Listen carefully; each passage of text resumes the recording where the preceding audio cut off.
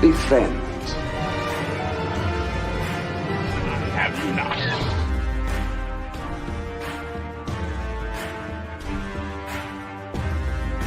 And here we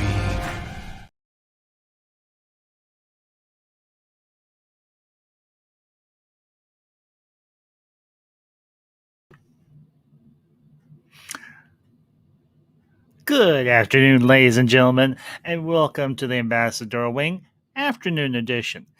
I hope y'all are having a nice Monday afternoon. Hope it's a good day for you. Hopefully, you had a good weekend. And, well, today we're returning to one of my favorite decades for cinema, the 1990s. And today, continuing Sci-Fi September, we are discussing a personal favorite, a longtime favorite film of mine, Starship Troopers.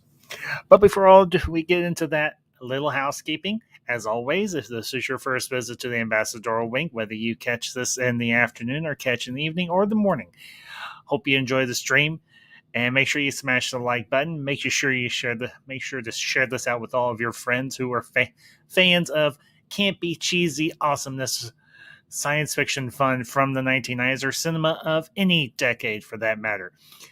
And of course, if this is your first visit and you do enjoy the stream, you do enjoy the discussion, make sure you hit that subscribe button. Make sure you hit the notification so that you get notified when either I go live or I upload a video or a short. And of course, enjoy the stream today. And as I often do, and to the chat, Superior Hero Collectibles, Cody, thank you, my good friend and everything, Mr. Zach Larry. He did that intro for me a few months ago, and I've been using it ever since. I love that. I love that new intro. I have a truly epic, awesome intro made by a good friend, and I'm very happy that you made it for me. And I'm very happy to see you, buddy. Appreciate you being here. But as I often do for my streams, for my reviews, I'm going to drop the link in the chat so that if anybody's in the chat and they want to join me for this review today, they want to share their thoughts on Starship Troopers, the link is there. By all means, use it. So, let's see. Only good bug is a dead bug. 1 second. There. Only good bug is a dead one. So why not join the stream? Join stream. But just get this puppy started. How do I feel about Starship Troopers? I love this movie. I love the reason. I love it for innumerable reasons. I love the fact that it's cheesy. I love the fact that it's campy. I love the fact that while it isn't 100% accurate to the source material, that of course being the original novel by Robert Heinlein, it has practically nothing to do with the original source. It is still a great film. And it is a fun film. It is a film that I have watched more times than I care to count, whether it's on VHS or is on DVD or whatever the case may be. Yes, and this is a film I did go see in theaters in 1997, actually the year I graduated from high school. And today I'm going to share my thoughts on why I love this film, why I think you should check it out, and why it's just a good, clean, okay, it's not a clean movie. It has violence, it has bugs, it has explosions, it has nudity because, well, it is a Paul Verhoeven movie, and practically every movie he ever did and everything had some nudity of some sort in it, whether it was topless, bottomless, or both. And this, of course, has both. But granted, you don't see everything; just the upper parts of all the pretty girls. Yes, and this film has 3 of my all-time favorite actors, and a couple of my favorite actresses. You've got Michael Ironside, you've got Clancy Brown, you've got Neil Patrick Harris, You've got Diane Meyer, and you have, oh, that's why I have the IMDb. That's why I have the IMDb up here. Denise Richards. And of course, you have a cameo by one of the Golden Girls, Rue McClanahan, who played the biology teacher.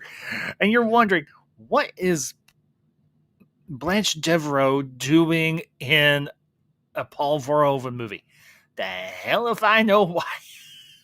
I have absolutely no idea why Rue, Rue McClanahan is in this movie, but she plays a biology teacher while some of the young kids are dissecting a giant bug or beetle or whatever it is. It's got more, as the movie says, if it's got more two legs, you kill it.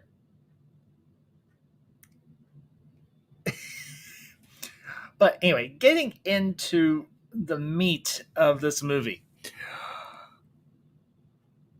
Obviously, Starship Troopers is based on a Robert L. Heinlein novel by the same name. The novel is, and I did do research on the novel even though I've never read it, is a very anti-war novel. It does discuss the brutality of war. It discusses a very somewhat bleak yet not uh, despotic or dystopian future in which humanity has gone out into the stars. Humanity has put aside their rivalries and their differences and now is run by a federation that was founded by veterans. I wonder if something like that could be happening very soon. But of course, this film, of course, that's probably going to get me in trouble. Oh, well, it's going to get me in trouble. I don't care.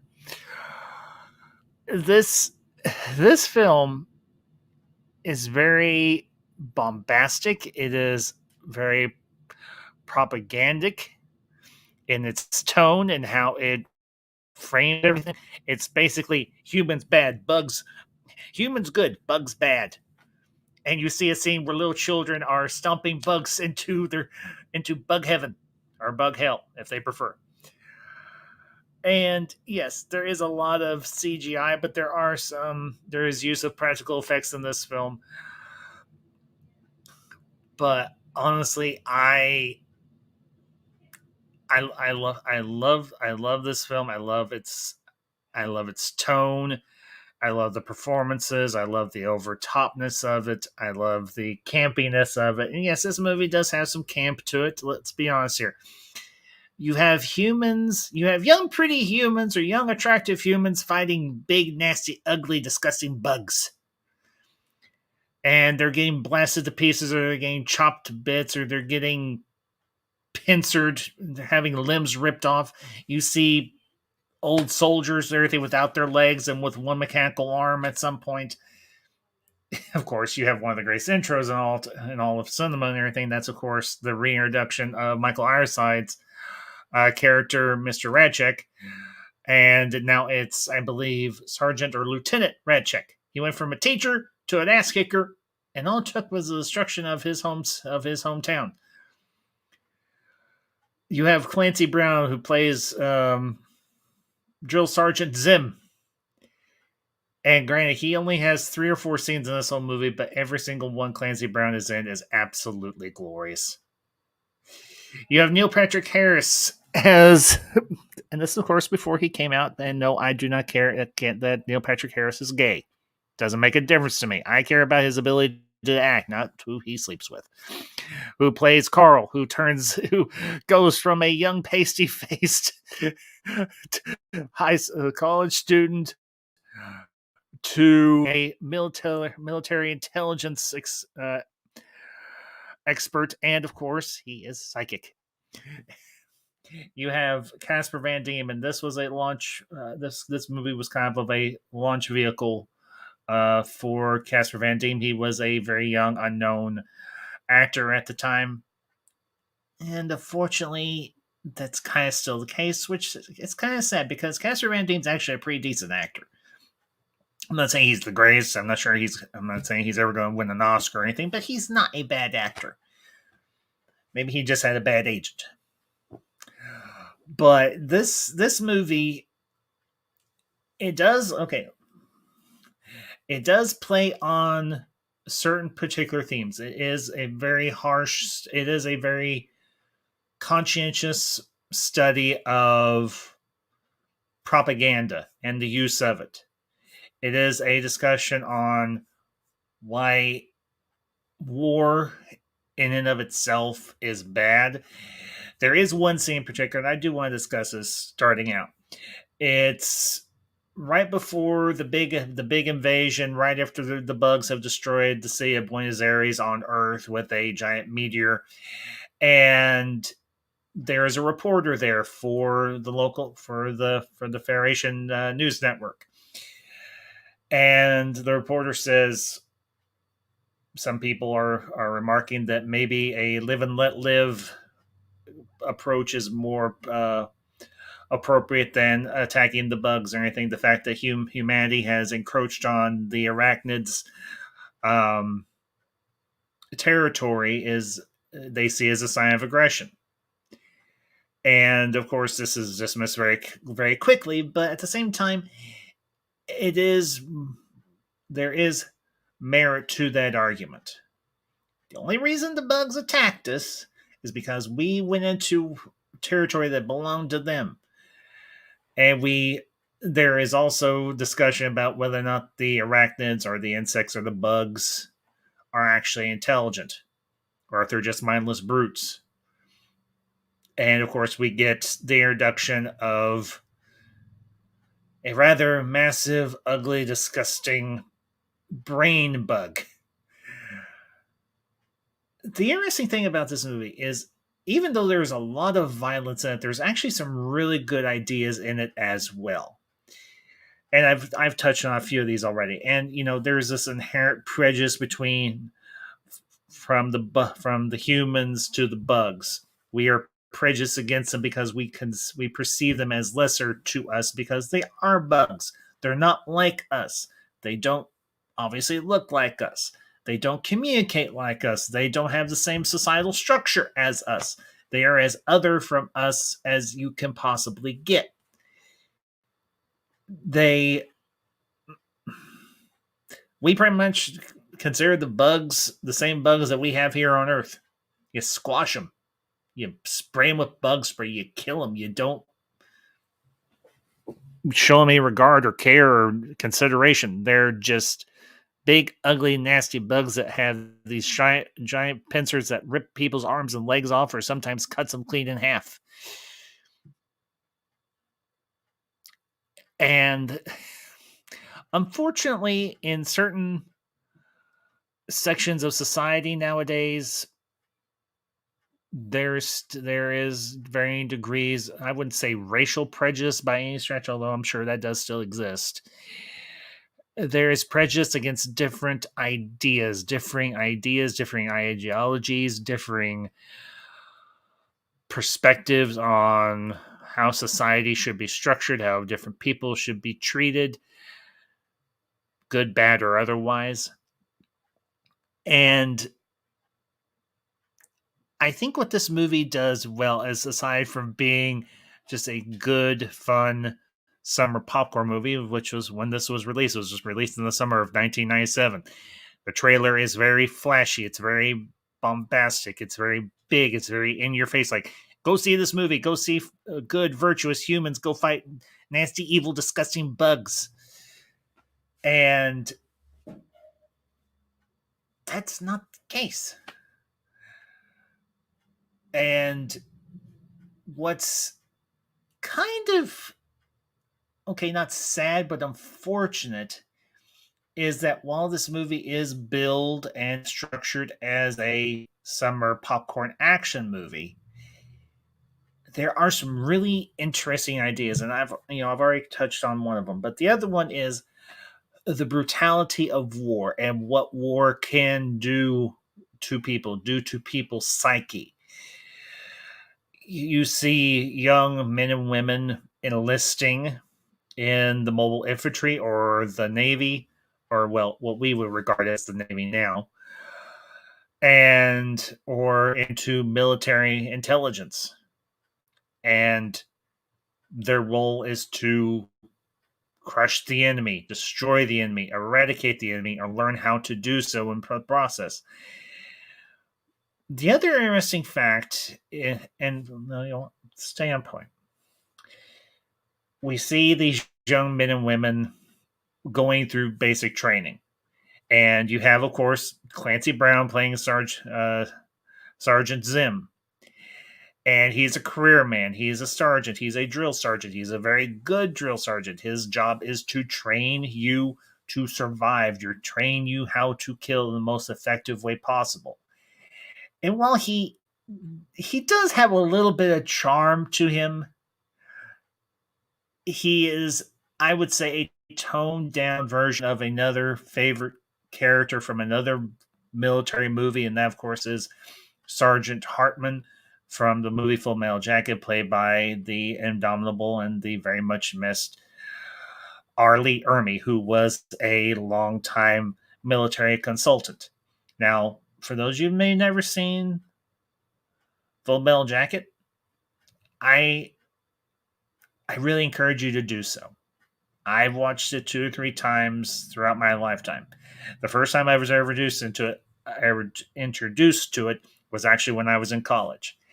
One of our professors actually showed the clip where we meet Sergeant Hartman, where Joker and the rest of the recruits are being berated, run down, told by Hartman that you're scum, you're crap, and I'm gonna turn you into Marines. Not a better character introduction have I ever seen. Granted, extremely verbally explicit scene where you can't repeat half of the dialogue from that scene that Sergeant Hartman says because half of it is full of racial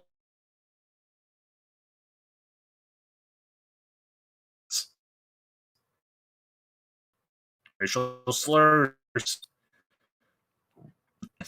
Ermy do it himself. But with Sergeant Zim, played by Clancy Brown, he's like, I bet there isn't a single one of you thinks that they can. I bet there isn't a single one of you that has the guts to try and take me down, and then you've got this big fella and everything, this big, bulky, well built kid who says, "Sir, I reckon I might be able to do it, sir." And Zim's like, "All right, step on up, son." And within 10 seconds, the poor guy is on his back with a compound fractured arm. And then, of course, we have the reintroduction of Casper Van Dien's best character, his best friend's character, Dizzy, played by Diane Meyer. And she's transferred from one training camp to this one. And she tries to square off with Zim, and she does somewhat better. She gets a couple of blows in on Zim, but then within a matter of seconds, he takes her down, and he's got his knee on the side of her throat. And when they're going through mess line, you see a big blue and purple bruise on the side of her neck. Now, more than likely, it was probably makeup, and pretty good makeup. But Zim's trying to make a point. You're all kids. You're all raw meat, and I'm here to turn you into something better. Turn you into soldiers in the mobile infantry. And he does that. Granted, the mobile infantry and the military isn't prepared for just how ruthless and deadly the arachnids actually are. And we see that in the very first engagement. And we actually see it at the beginning of the movie. That's the other interesting thing about this movie. It's structured very unconventionally.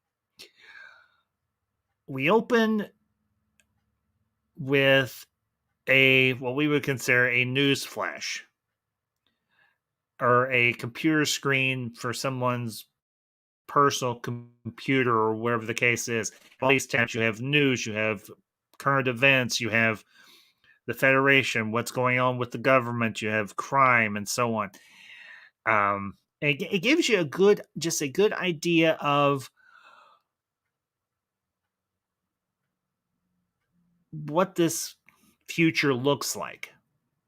The justice system is very streamlined. There is no lawyers, as far as we can tell. As one clip says, a man is found guilty of murder and sentenced to public execution. We don't know if it's by lethal injection. We don't know if it's by electrocution or what. But he's sentenced to death immediately. There's no endless appeal. There's no appeal period. And the guy looks very depressed. Now, we don't know if he's actually guilty or innocent. All we know is what we're told. He's guilty. Sent to the chair, wherever the chair is going to be used for. And of course, the execution is televised. The other thing is, in this universe, or in the future, humanity's evolved to the point where we have telepaths now. Obviously, we have Neil Patrick Harris's character Carl. Sorry, I've heard Rick Grimes say that name so incorrectly for so long that I've almost picked up that affectation myself. And we also have a brief history lesson, of course, with Rico and for heaven's sakes, Dizzy, and who else? What was the name of her character? Carmen Ibanez. And they're all listening to Michael Ironside's character, Mr. Ratchek. He's given an overview and talking about what it means to be a citizen, what it means not to be a citizen, what you have to do to go through to be a citizen of the Federation. You have to go into military service to be a citizen. And of course, Johnny Rico's parents, well, particularly his father, is not thrilled with the idea. His father says, "I'd rather take 10 lashes in public square before you destroy your life and everything going through into the mobile infantry or into the military period." And Johnny's like, "I don't care. This is what I want to do with my life. It's my decision, not yours." And of course, the father is very antagonistic. He doesn't want to see his son potentially killed, which is a normal reaction. I mean, obviously, Johnny's parents love him. They care about him. They're not bad parents, but he's old enough now that he wants to make his own decisions. He wants to be a citizen. He wants to live his life. He wants to see if he has what it takes to be a citizen, to go through military service for 2 years. And that's the term of service and everything for the military and Starship Troopers. It's a 2-year stint, unless you decide to go career. The thing that's interesting about this, in terms of the structure of this world, of this particular future, it is a primarily militaristic society. It's all about competition. It's all about being the best. It's all about competing against your fellow students and everything, particularly in school. That's why they have these massive TV screens that are display screens, electronic display screens that display everybody's grades. And unfortunately, Johnny's not the best student, at least when it comes to math. Whereas his girlfriend, Carmen, she is. And obviously, Carl clearly is, because he goes into games and theory and he becomes a high-ranking military officer. I do want to say hello quickly. I do want to say hello to the chat. Ferris of Ferris Geeks World. It's good to see you. Honestly, Ferris, no, I have never read the novel Starship Troopers by Robert Heinlein. I did do some research on it for this stream, for this review. I know that the book does, or the movie does not not faithful to the book itself. While there are certain themes in the movie that do parallel to the movie itself is nothing like the movie whatsoever. So that does, as I said earlier, that doesn't make it inherently a bad movie. It's just not an authentic adaptation of Heinlein's original work for the book, or for the book to the movie. It is Starship Troopers primarily in title only, because, as I recall, it's told primarily from a first person perspective, that being one of the soldiers in the mobile infantry. I can't remember the name of the specific soldier, but that's how it's almost narrated by the main character, by one of the soldiers. Here you don't have that in the movie. Another theme of this movie is the use of propaganda, and it's strewn all over the place, and you see just how single-minded. Excuse me, 1 second, guys. You see how single-minded everybody becomes, especially after the city of Buenos Aires is destroyed by the bugs. It's very much a similar mentality, to draw a couple of real life parallels, or real world parallels. It was the mentality that a lot of people had after the Japanese bombed Pearl Harbor in 1941. It is somewhat similar to what happened on September 11th back in 2001. So it's not,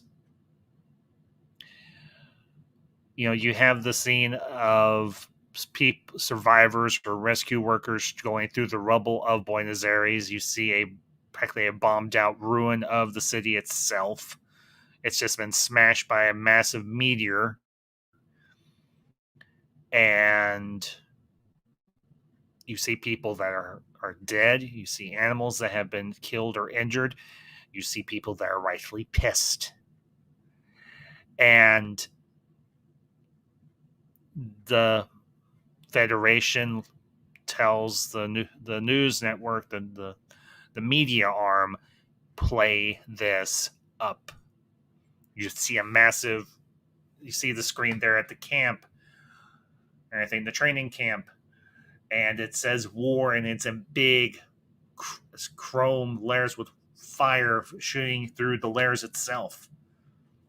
The propaganda in the use of propaganda in this movie, within this fictionalized world, is very prominent. And it does speak to the use of propaganda. Here's the thing.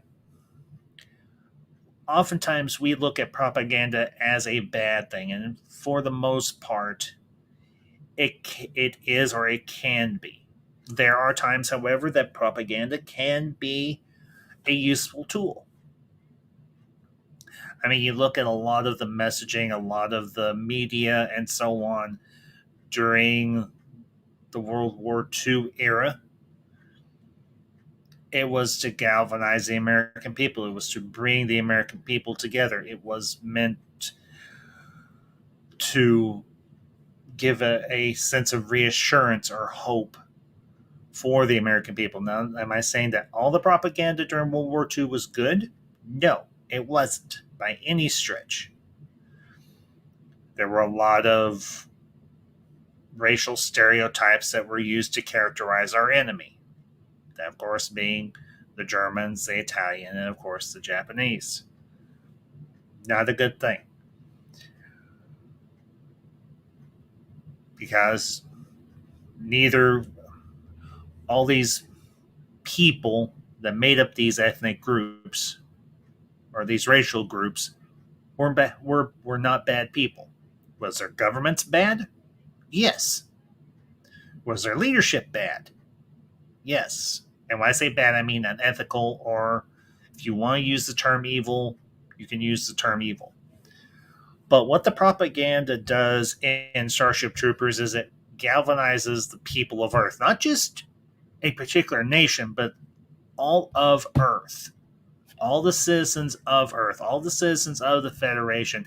It galvanizes them against one end, to one goal: destroy the bugs.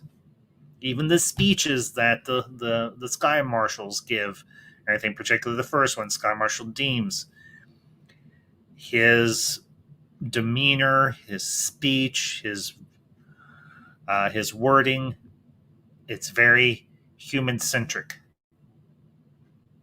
Humanity will persevere. Humanity will go on. Not arachnid, not insect. And that is the really interesting factor in this movie, because all the propaganda that all these people have seen gives us the idea that the bugs are very disorganized, that there's no clear leadership structure, that they're just animals. They don't think, they don't feel. However, in their first engagement, two things happen. One, they get massacred. They get the mobile infantry gets railroaded, or well, basically they get their asses handed to them on the ground. The fleet, they're told that the blood plasma that gets shot into space is random and light. And one of the captains of one of the ships, Roger Young in particular, is like, this sure as hell isn't random or light. Get the hell out of here. In the aftermath, we see just how bad the human military gets their butts kicked. Ships are destroyed or badly damaged. The casualty list is massive. Over 100,000 or more troops are either killed, captured, or wounded.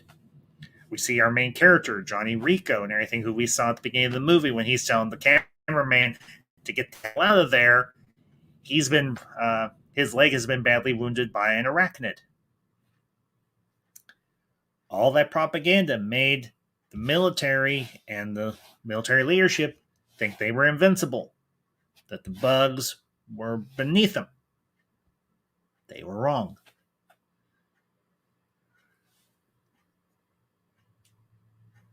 And I think that's one of the really good lessons from this movie, that we should not be too overconfident in our positions, because there's always, well, to quote one of my to quote a favorite movie from the late 1990s, one that came out just 2 years, there's always a bigger fish, and that bigger fish can usually eat you in one bite. If you know that quote, you know the movie. And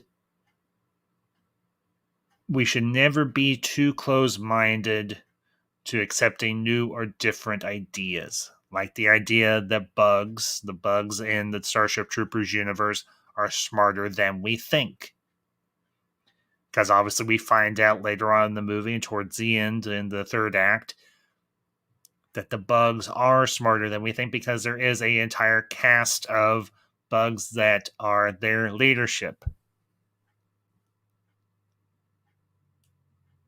So, and I do want to say hello to the chat, a face I have not seen in a very long time, Archer Colin. Colin, it is good to see you, bud. A good film which I quite like, despite the original being probably my all-time favorite book. You know, here's the thing, Colin, as I've been discussing for the last little bit.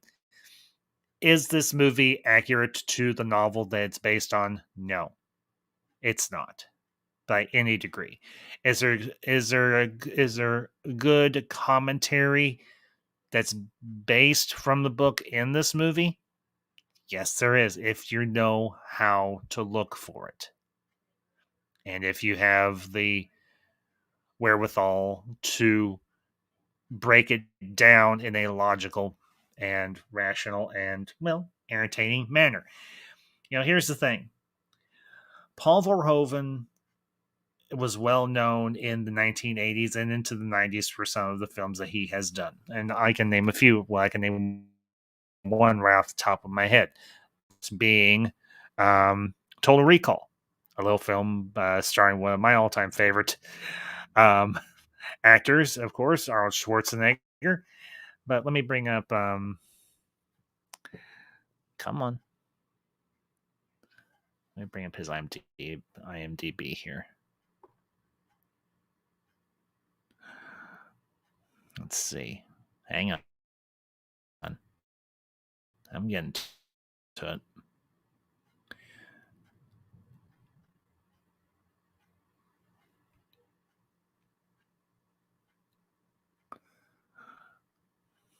Okay, just for example,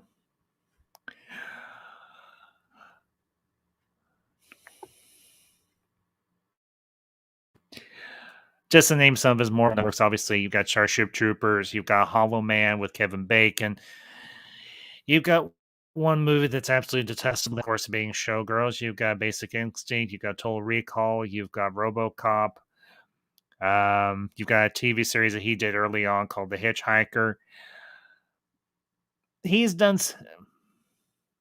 There's a couple on here I've never seen or heard of. One came out in 2016 called Ellie, and the other one came out in 2021 called Bayonetta. I wonder if that's based on the video game. Very well, may be. But this isn't Paul Verhoeven's first foray into science fiction.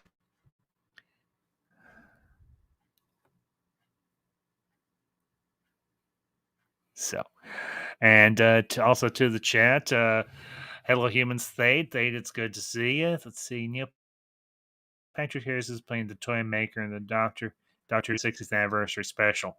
I wasn't aware of that date, so thank you for bringing that up. Appreciate it, buddy. So, let's see. I'll bring up your comment here, Ferris. 1 second. Somehow the bugs evolved to outsmart the mobile infantry and fleet. Even the scientists in the talk shows tried hard to explain to the host. Yeah, exactly. You've got a debate between two different scientists and everything who are saying, or political commentators or anything, whichever the case may be, that you've got one guy that's like the thought of bugs, a bug that thinks is offensive, and you've got the woman who's saying when a colony or a society of insects reaches reaches so many generations, they evolve, they get smarter. Pretty good commentary on the fact that just because a species doesn't look like us doesn't mean they can't think. So I'll bring up your comment here, Colin. I always recommend that anyone who reads Starship Troopers should read The Forever War by Jack Halderman. The film has a few similarities to that as well. I'll definitely be sure to when I have the time, Colin. I'll definitely look into that, and thank you. So let's see. What you got for me, Colin? I think the brain bugs were an attempt to deal with the idea of a hive mind. That's a very distinct possibility too, as well, Colin. So, yeah, and Fate. I also brought that up. I like that it's a commentary on the unnecessary nature of warfare. War times, as much as we detest it, Thade, is a necessary thing. But I think in this particular instance, as I commented before y'all got in here, when they're on that space station before the big invasion of Klendathu, where that's the planet, the Arachnids' home planet, the one reporter states that there's a lot of people who feel. So go for the moon is a harsh mistress. Okay, I'll definitely look into that one too as well, Colin. Thank you.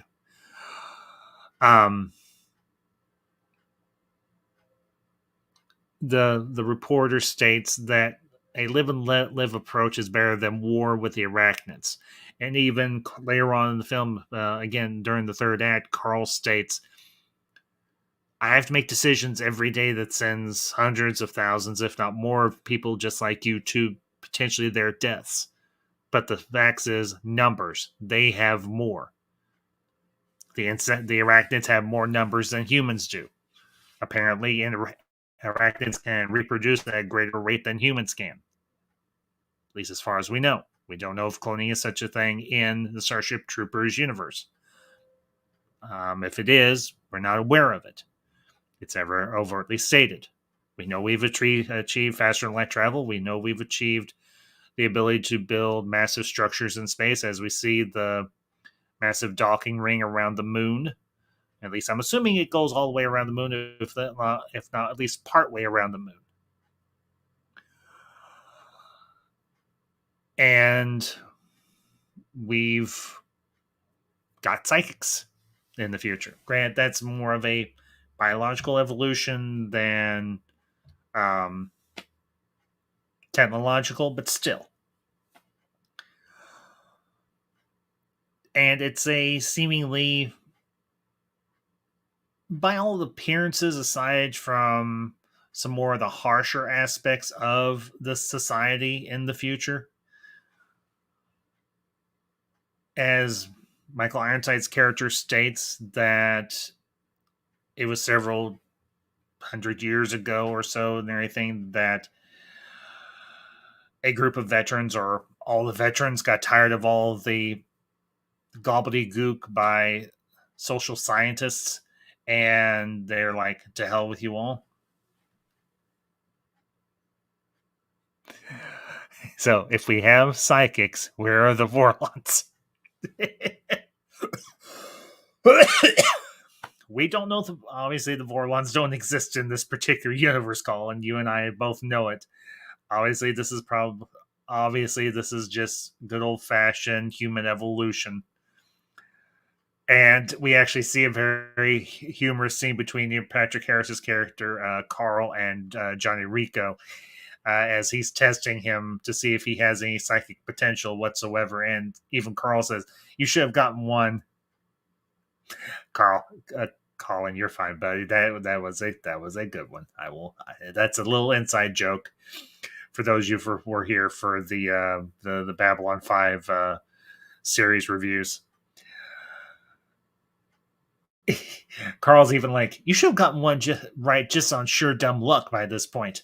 And Carl has a pet ferret named Cyrano. And Cyrano is like, "Pay attention to me, Daddy."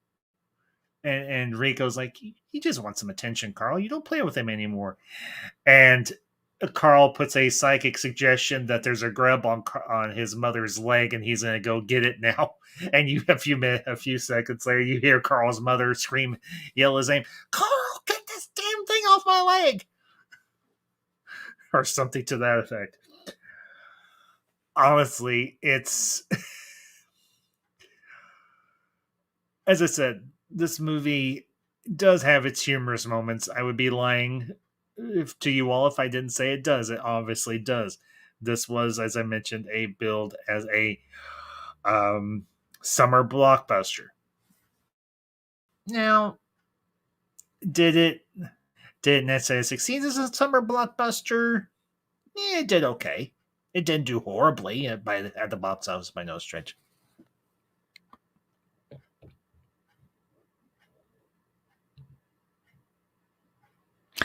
Yeah, I did.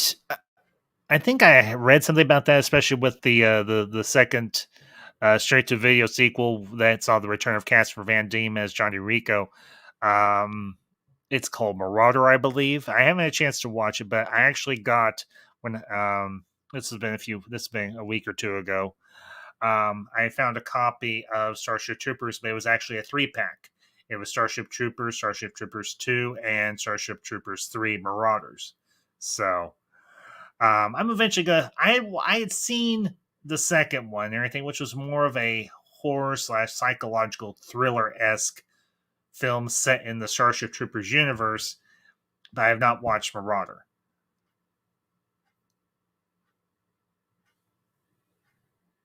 So, which only really got shown in the Roughneck series. Yeah, if I understand correctly, there was also a CGI animated movie and everything.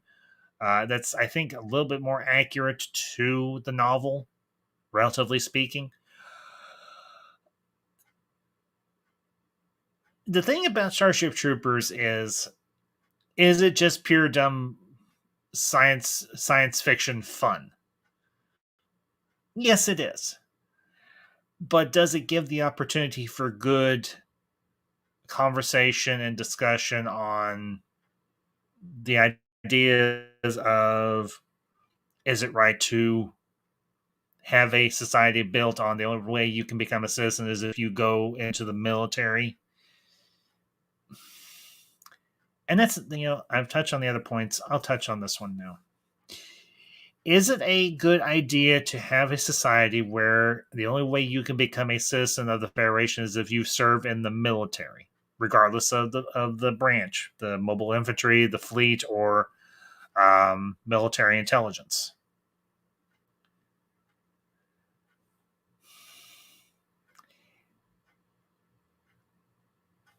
It's the answer is kind of a bit of both yes and no, because not everybody is capable of serving in the military. So therefore, you cannot be a citizen, and therefore you do not have a voice.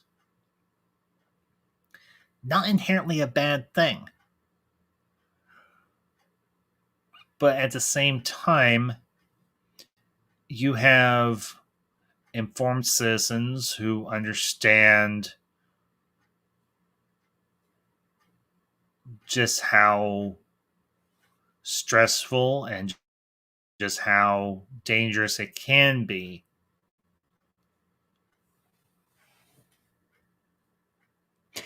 Yeah, apparently this movie didn't come out in the summer. Okay, I thought I had Ferris. Maybe it originally was supposed to come out in the summer.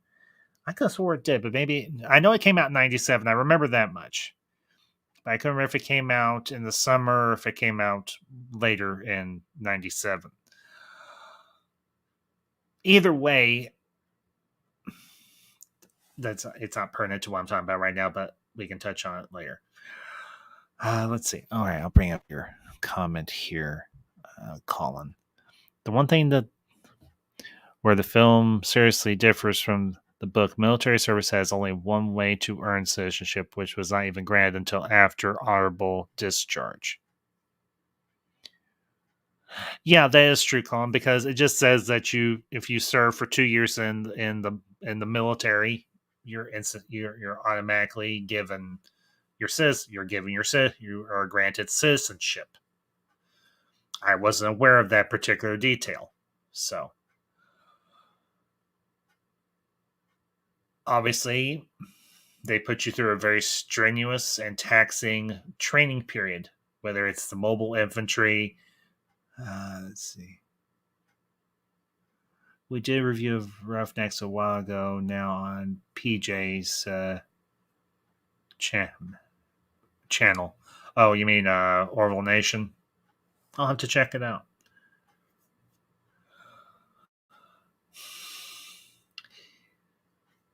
Here, this might be a bit of a controversial or a hot take.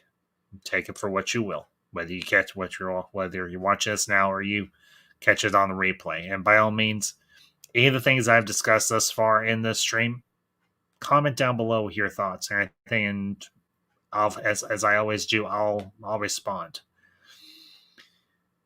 Do I think it's necessarily harsh to have citizens have the only way you can become a citizen of the Federation is to serve in the military?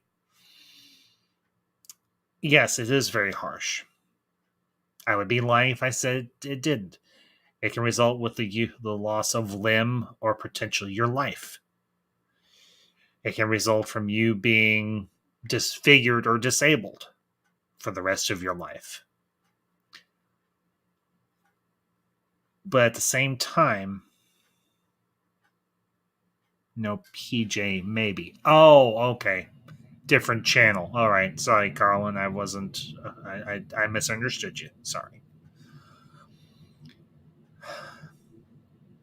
I think there is I think there is a positive aspect to this regulation for the simple fact that you have a citizenry who has earned that right to be a citizen. that can speak for themselves. You don't just go through a citizenship course and poof, you're a citizen. Yes, the stakes are rather high,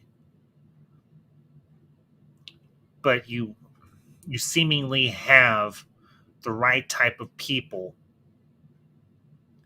as citizens and therefore as leaders of society. It does, in a sense, weed out weakness. You have a very strong central government that's based around service. If you want to go into politics, you have to have served in the military. You can't just essentially cheat or buy your way in or know the right people and get in. You have to have served in the military.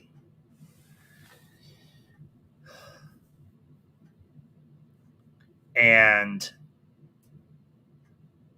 while it is exceedingly harsh, I would be lying if I said it wasn't. It is. There is some truth in it.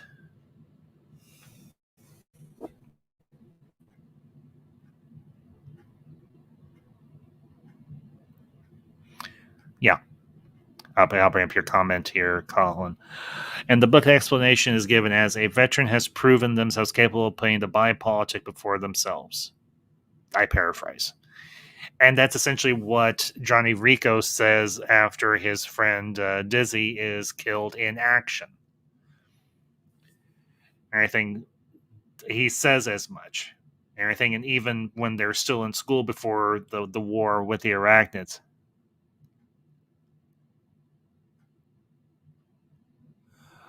MB, yes, you can join. The link is up there in the chat, so by all means, use it, buddy. I'd love to hear your thoughts on this one because, well, you served in the military, so you'd know. I would join you to join your talk on the with you about this, but okay. Why in the hell are you blocked? Hang on. Let me see if I can fix that, geek.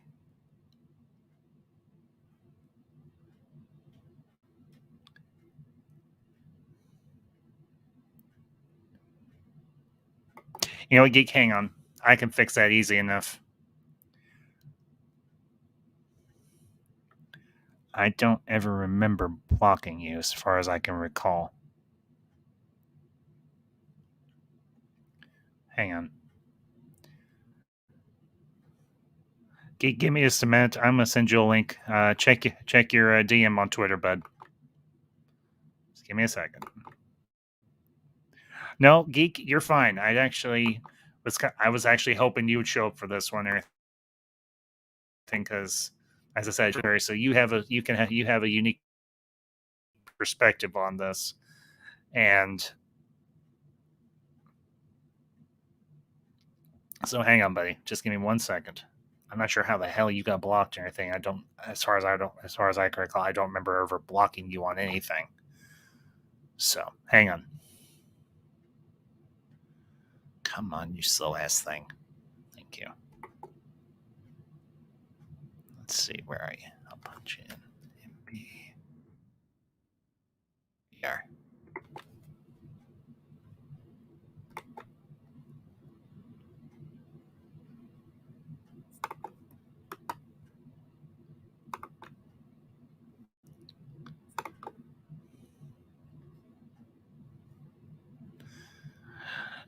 Geek, check your DMs. I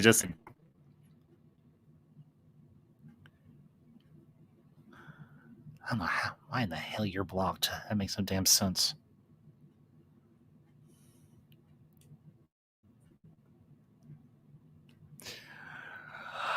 Yeah, Colin, that one.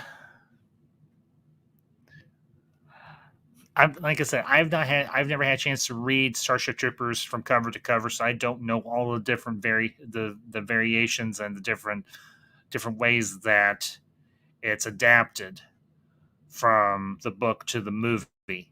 So I'm assuming that they use a lot of the same character names, but beyond that, I don't know. So, but again, the thing about this movie is it is billed as a science fiction action film. And pretty much that's the lock, stock, and barrel of it. But, and it is, in a lot of ways, it is purely that. But at the same time, it is more than that. And that's why I love this. Oh, it was a guy. Okay, I wasn't aware of that. So, but okay, where was I? Oh yeah, the idea of having a society that's made up specifically of people who have served in the military as its citizens and as its legislature and practically everything across the board. Here's the here's the interesting thing about this movie. While it is very propaganda heavy, the exchange of ideas.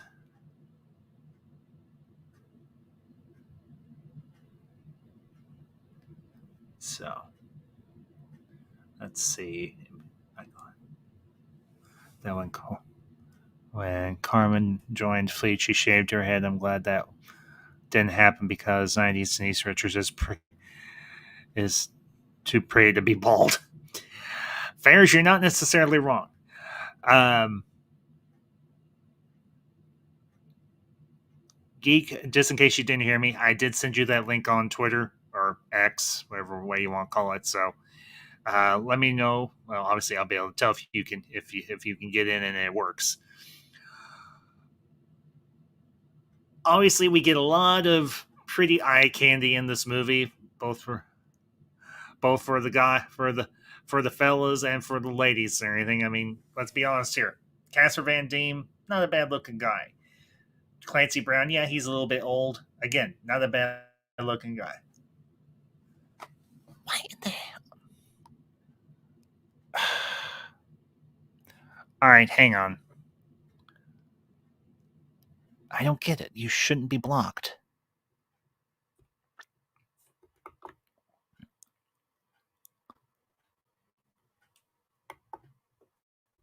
No, no, don't do. Son of a bitch. Not what I wanted to do at all. Geek, I am sorry. I did not mean to do that.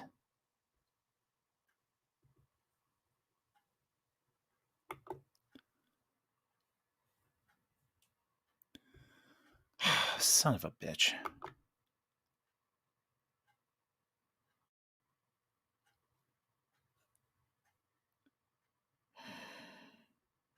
All right, hang on, Geek. I'm going to open up another link here in just a second. I'm going to fix this. Sorry, guys. I need to fix this. Because Geek should not be.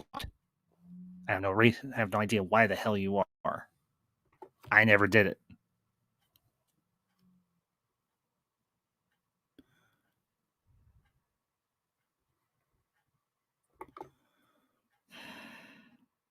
This is making me mad.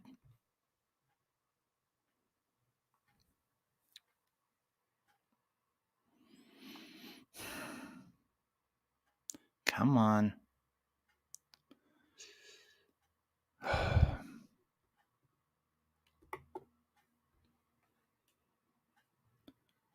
right. Hang on here. We're going to get this fixed.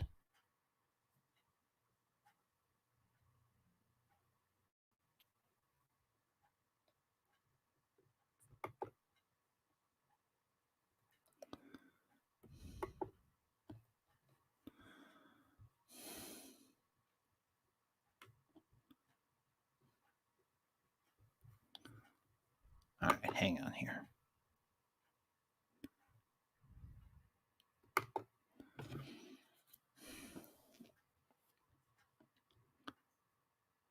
Okay, here we go.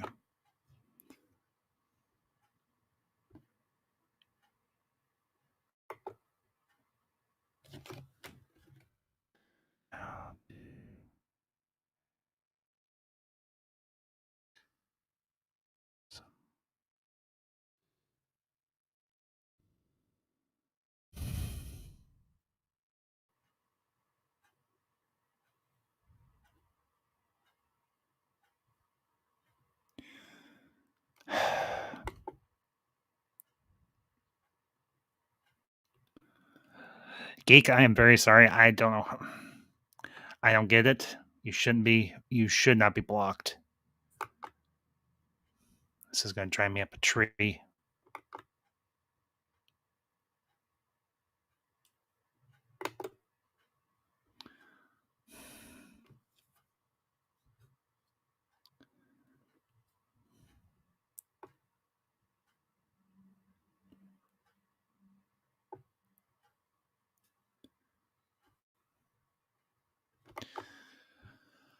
Geek, I will get this fixed. I don't want to sidetrack the stream too much.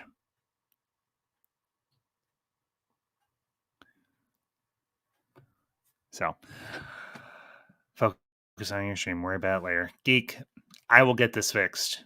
I am very sorry. I don't know I don't know how the hell that would happen. So, anyway.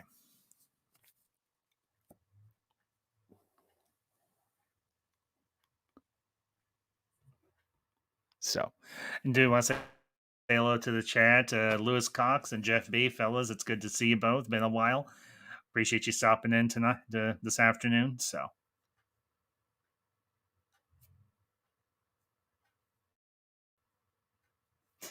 yeah, Colin. There's actually another movie that I'm eventually going to do a review on. I think that's also based on another Heinlein novel. That's of course The Puppet Masters. I love that movie, absolutely do. So, and to any of you that catch this on the replay, I do apologize for the digression, everything on the stream, everything. But MB's a friend, and I don't know how or why he got blocked, and I don't like it. So, oh hey, well, here's a face I've not seen in a very long time. I don't think he's actually ever been on here. So, I do want to give a warm welcome to a longtime friend of the Ambassador Wing, Archer Colin. Hey, Ambassador. I could not stop while you're talking about Starship Troopers. Colin, I am very happy to have you on, buddy. Hey, good to be here. It's just so much easier sometimes than chatting 200 characters a comment, isn't it? Yeah. So that's why I put the link in the chat. That's why I do that. Everything so that people can come in if they want to, provided somehow or another they haven't gotten blocked. So yeah, I was hanging on. I thought I won't push in it because I'll let you sort that out because just in case it's something. So I was sort of hanging around before I push the join button. Colin, that's why the link's there. Use it. So, also do want to say hello to the chat. Another friend from across the pond, Mountains of Elysium. Good to see you, buddy. Appreciate you being here. So, and yeah, MB Geek, I'm going to be doing Puppet Masters. I think I'm going to do it next month. So, because I love that movie. I love that movie. It's got one of my favorite actors in it, of course, Donald Sutherland. Just covered a series of movies he was in back last month or anything. The Hunger Games as President Snow, but he's great in the Puppet Masters too. So, Colin, you obviously know this book. You know very well. You know this movie. So, as somewhat of a, I've researched it, but I've never read it. In comparison, how does the movie stack up to the book, or do they even stack up at all? It's very unusual. It's odd From one point of view, about the only thing that's the same is the names and the setting. But they've also got quite a few bits in there they refer back to. One of the major differences is that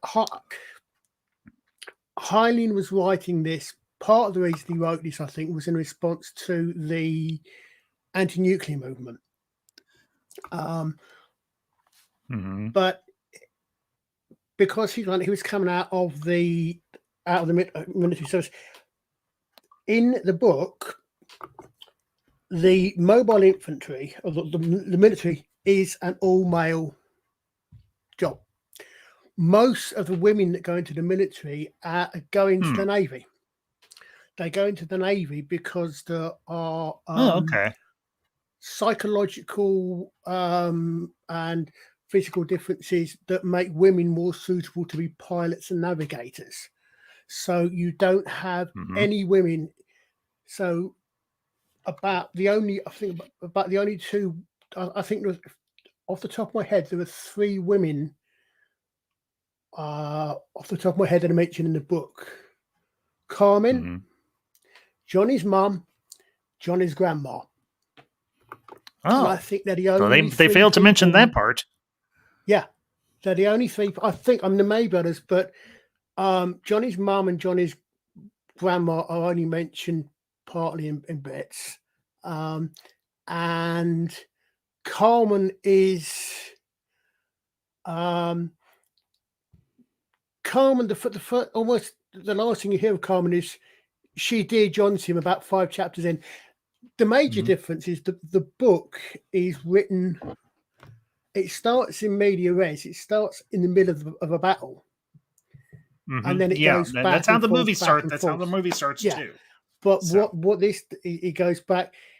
It starts with Johnny Rico in the mobile infantry in a battle, and it then goes back to how it started, to why Johnny joins the military. He joins the military to partly to chase Carmen, and there's all sorts of bits and pieces.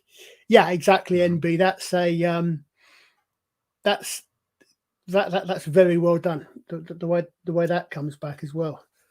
It's I'm trying not to do too many spoilers for the book, but yeah, the book is very different in a number of ways, but it's got some things in the same ways, and I think Verhoeven actually managed to bring in a few things that I suspect Heinlein would have liked to have done in the book if he could do it. The adverts, for example, I think are actually very cleverly done. The would you like to know more? Would you like to know more? Cleverly done, Hence why I have it in the call down below. Yeah. So it's and you think about that, it's for 1997 film. That just the idea of the would you like to know? This was before the era of touch screens and all the rest of it, smart TVs. It really was. So these days, you can click on a link and you get you can get the information up, but it was. I mean, I would say that the book. A lot of people reckon that the book glorifies the military. I read it. I think what the book does is it glorifies, if that's the right word, service and commitment. Yeah. It doesn't necessarily glorify. As I said in the book, the military is only one of the various ways they do it. They try to They try to actively discourage you. That scene when Johnny's signing up, and the sergeant pulls back and says, "Maybe the man armed today," and he's got no legs and he's got metal legs and one metal arm. He's only got one. He's got one prosthetic arm. Yeah. Yeah. I mean the way that's played slightly lightly, but at the same time, when Johnny's reaction to that's also the tone of the book is going to be. They want you to work for it. They want you to earn the franchise. But they say, if you're interested in doing it, we are required to find a way for you to do it. If you're, I can't remember exactly what it is, something like that.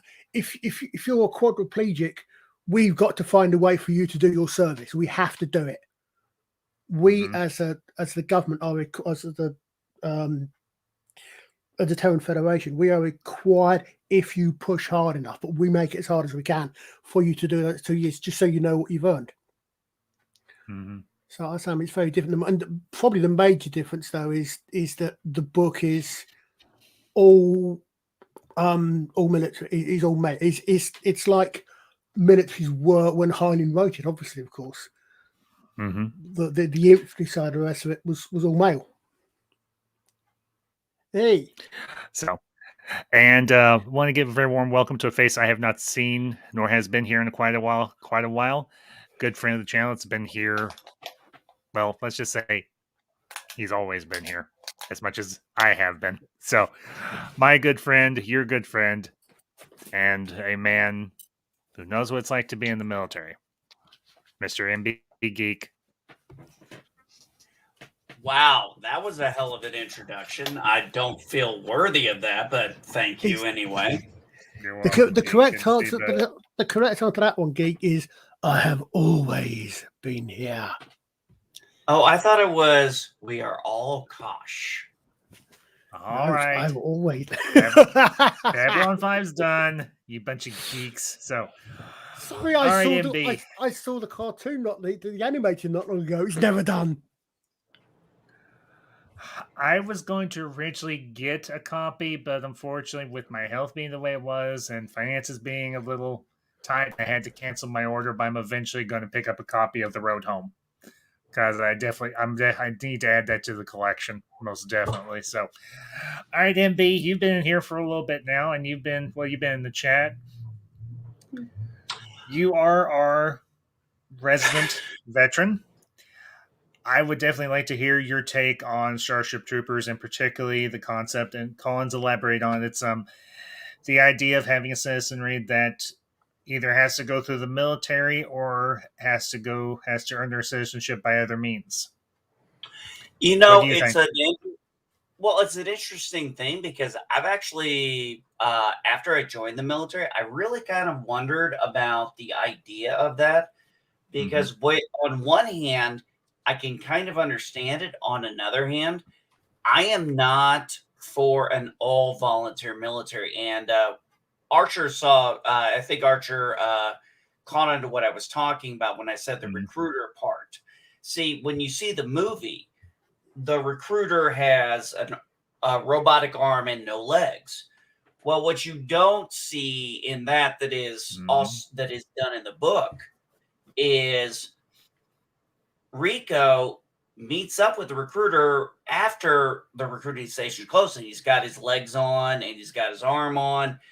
And Rico's kind of a little shocked by that. And he goes, I'm actually here to dissuade you from joining.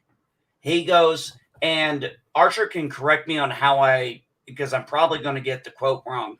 But he basically says in no uncertain terms, if somebody came in who was deaf, dumb, and blind and crippled, they would find that person a job because they're required to. Yeah. It wouldn't be a great job, but they'd find one for them. And there's a part in there, I think, in the book too, where somebody, I think Rico asks, are you going to try and talk me out of doing this? He goes, sir, I can't legally talk you out of joining. This is, I think there is some ways this is like one of the few things a civilian can freely do. And for many reasons, it expands on possibilities for them. Now, that being said, like I said, also, I don't support the idea of doing something like Israel where everybody joins. Everybody has to serve. I don't agree with that because I've known full well in my experience, not everybody is equipped to do this. It's just reality. But just because you can't serve in the military, I do not think should stop you from being a representative of your government. I don't think that should dissuade. So there were several things over time when reading the book and watching the movie, it's kind of like I see some points I agree with, but I see points I don't agree with. If that makes sense. It does. The interesting thing about Starship Troopers, well, it does have the veneer and it does have the appearance of just a dumb science fiction action movie. It does, and I know I've said that numerous times throughout this stream this afternoon. It is more than the sum of its parts, because it does tackle some very, I think, pertinent and timely and timeless ideas. One, of course, being, as you mentioned, the fact that not everybody is cut out for military service. Not everybody's cut out for the military. And we see that in the movie. Yes, they're trained. Yes, they work their asses off in boot camp. But that doesn't prepare you for first encounter with the enemy by any stretch, particularly an enemy that's as vicious and as bloodthirsty as the arachnids are. Let's be candid here. The arachnids, they're ugly, they're vicious, they're mean, and they'll rip you in half without a second thought because you're on you're in their territory. And another key factor, they were not trained to fight that enemy, but they were made to think they were, by the propaganda and everything in the movie. They weren't prepared for what they were about to deal with. Not even remotely. Not to mention, they didn't even have the right weapons. Nope. I mean, let's be honest. Those guns, okay, on a bipedal opponent, but those guns, he has been shooting spit wads at the arachnids, and we see it. It takes 10 or 20 of them just to take one arachnid down, when one arachnid can take out 4 to 5 of them, if not more, in a matter of seconds. I mean, they've got their massive pincer on the front end of them, and it's got the the blade that comes down on one end and up on the other. They've got the arms that can impale you. They are a walking weapon. The arachnids are. Well, one of the downsides, partially in this movie, is they don't really do the mobile infantry right. They treat the mobile infantry like regular army and not a specialized unit, as in the book. And in the mobile infantry, they actually had, I don't know if he used the term exosuits, but that's what they would be. Exosuits, exoskeletons. Essentially. That's what mobile infantry was. Unfortunately, I didn't know that until after I read the book.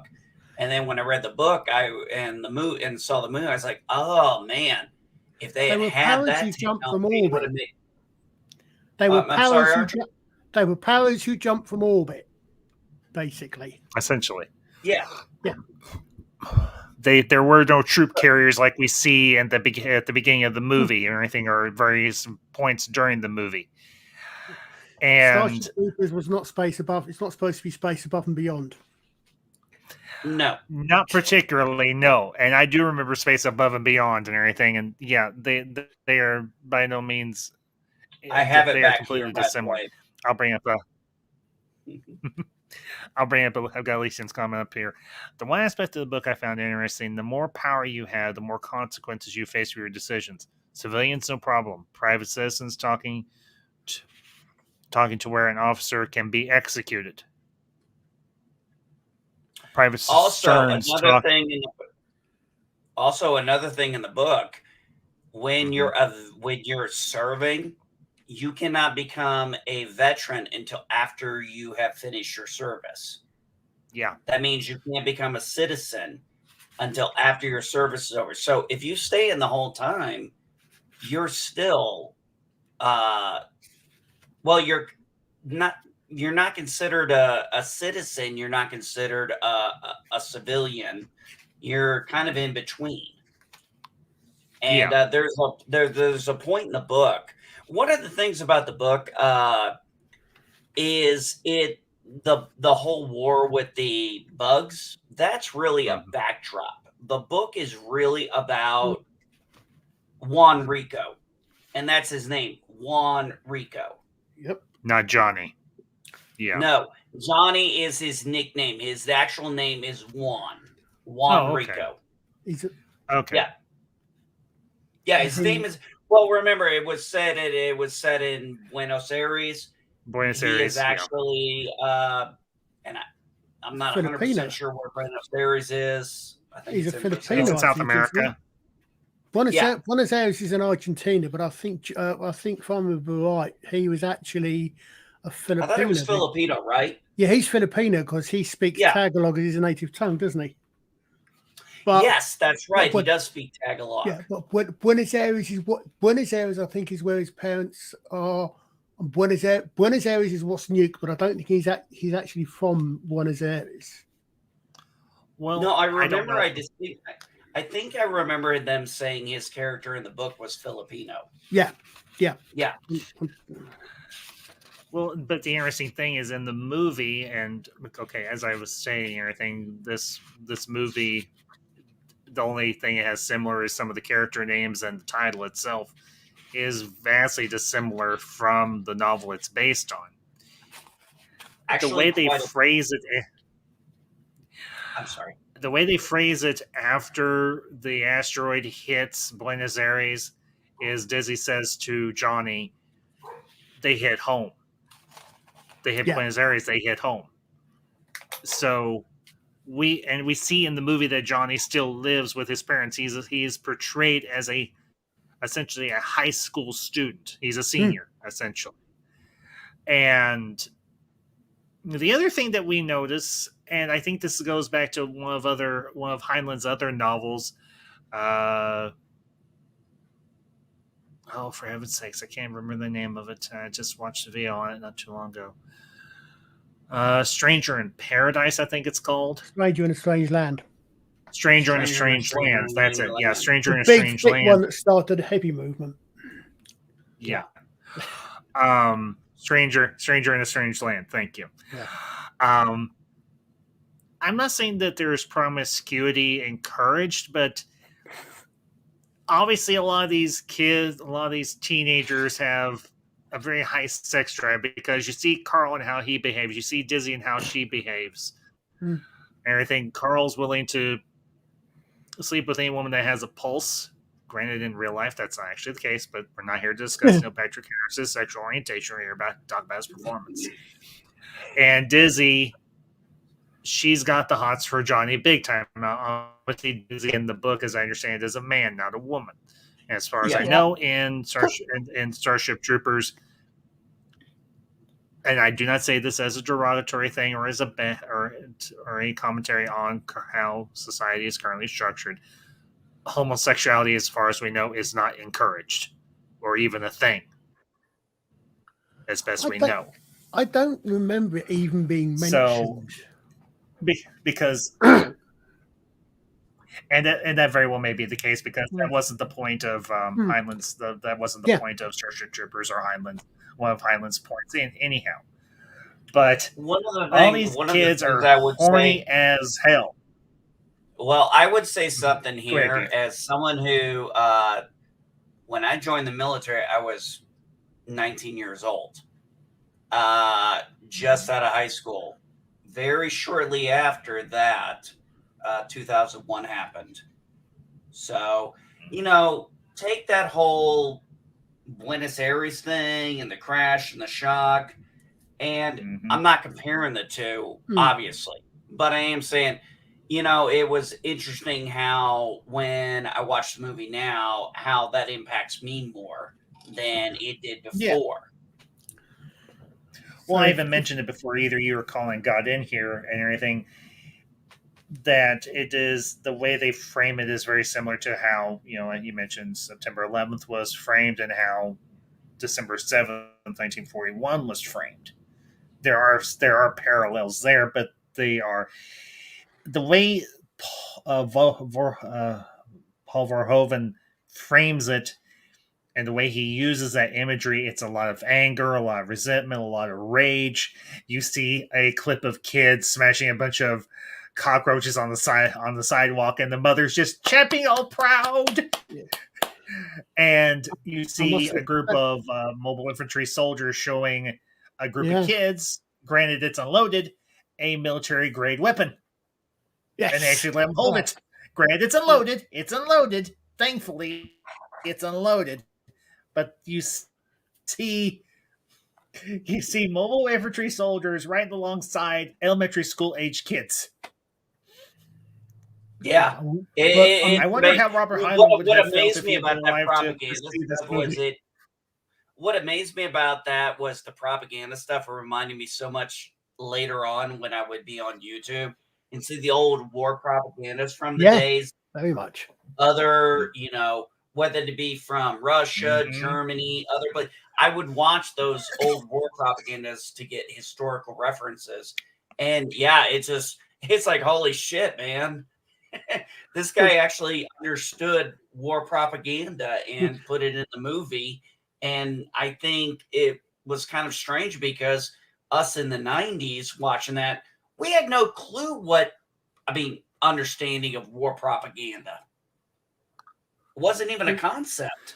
In America speaking, yeah. I mean, Verhoeven grew up in Holland during World War II, I think. I mean, famously, he had some. One of the things I find really interesting about Starship Troopers, Verhoeven had a very particular. I don't know if message is necessarily the right word, but he certainly got a very particular one. I mean, famously, he got bored after read the first chapter and had someone else read it for him. How could get bored? Oh, you're talking about the guy. Oh, you're talking about the director. Yeah, Verhoeven. Yeah, Paul Verhoeven. Yeah. Basically, they bought the rights, and he read barely the first chapter and hated it. But what I find is interesting is really ironic, is that he certainly wanted to present a certain point of view, let's say, from the film, and indeed it can be taken as presenting that particular point of view. But a lot of people, for the last quick bit of math here, however long it is since the film came out, especially last week, have taken, especially if they know the book as well, they've also taken a very different message and reading of the same film, which I think is quite interesting. It shows you you can take something like that, you can take it, and part of what you take depends on what you depends on if you take anything into it or what you see as important parts of it. I would agree with that, hands down. Yeah, as would I. Here's the thing about adapting a novel into a movie. Obviously, and we all know this, you cannot put everything, you literally cannot put every single little detail from a book into a movie. The movie would be 10 hours long or more. Film adaptation of the written word of a novel, regardless of its length, stuff's going to have to be cut, stuff's going to have to be changed, stuff's going to have to be condensed, and so on. But the fact that Verhoeven only read a chapter's worth or less than a chapter's worth and got bored with it, and he's like, okay, screw it, I'm just going to do the Cliff Notes version of this, but I'm going to still try and put some good messaging into this. And it worked. And it worked as a film. I mean, the book, as I understand it, does not necessarily follow a 3-act structure. Yet this movie does follow the 3-act structure. Granted, it's a bit unconventional, with the PSAs and the would you like to know mores and all this other stuff. The one thing I found particularly funny is during one of the PSAs where we see Carl right after they all get shipped off and he's at a military intelligence facility, and I actually know it's before that. The narrator says all kids know that arachnids are dangerous, and they shove a cow into a cage with an arachnid, and then they have the sensor bar over the cow as it's being eviscerated by the arachnid. Yeah. I'm sorry, I found that particularly hilarious. Whereas we see how just brutal and seemingly authoritarian yet not so, the society is. And they still put a censor bar over an arachnid ripping a cow to pieces. Yeah. Well, and they do again. They And do then it again, even- don't they?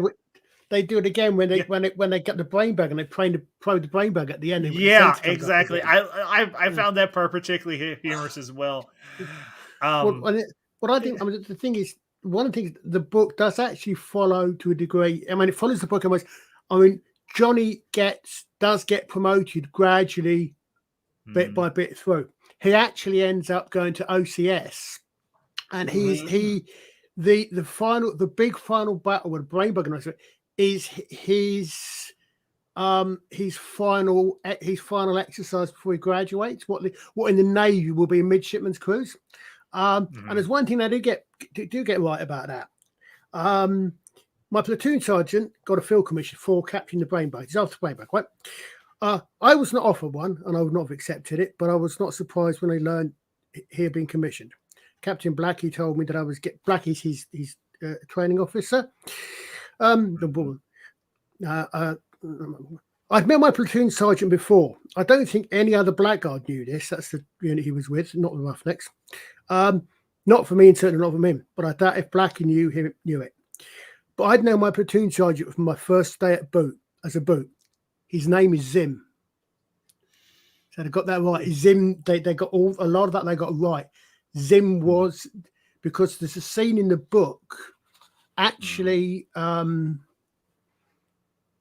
it's not the bit where Johnny gets whipped. There's a scene in the book. A lot of the book, as MB and Mountains will bear with me, a lot of the book, maybe a quarter of it, maybe not a quarter of it, is basically training. There's the basic training, and then there's the OCS training.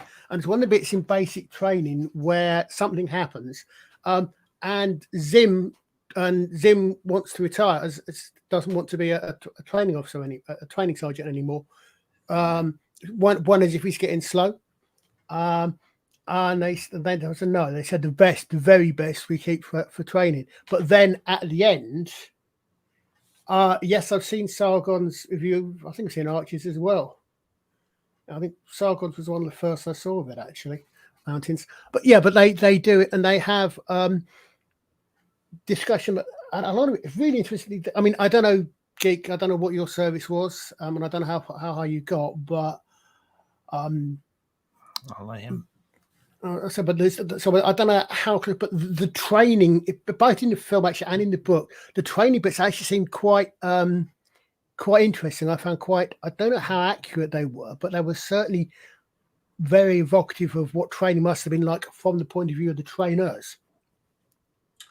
It was very interesting. I think the point you're talking about with Johnny was when the incident where he got caned. I think that's what you were talking about. No, it's the other bit where the guy gets up and where the trainee gets up and whacks his training officer because his training. The Japanese guy. Was it? No, I can't remember which one it was. No, it was the Wasn't that Hotsuzumi? No, that's in training where he's actually the colonel's son, and then it's where they're doing the freeze. And they bring this guy up on charges in front of the commander, and he spends 5 pages trying to completely ignore the fact that this guy's got a black eye. And that's right. I know. The guy then turns around and says, so I got up and bopped him one. And that's the point at which everything goes to hell. That's right. You're not talking about Hotsuzumi. You're talking about the guy who wanted to quit. Yeah. And he couldn't quit because he had struck his drill instructor. Yeah. That's who you're talking about, right? And that was a potential court-martial crash landing offense as in a potential execution. Oh, that's what he even told him. He told him the drill instructor has the right to even kill you. Yeah. But whereas just for getting up, striking a superior officer was one of the ones that they read out that was actually what they called crash landings, where it was an offence which could, under military law, result in a death sentence. But because this has happened, this gives a lot of the trainers and you get the scene where Johnny's outside listening, and the trainers are discussing this, and they're discussing one of you, which should never have happened. You know, I shouldn't have let it happen.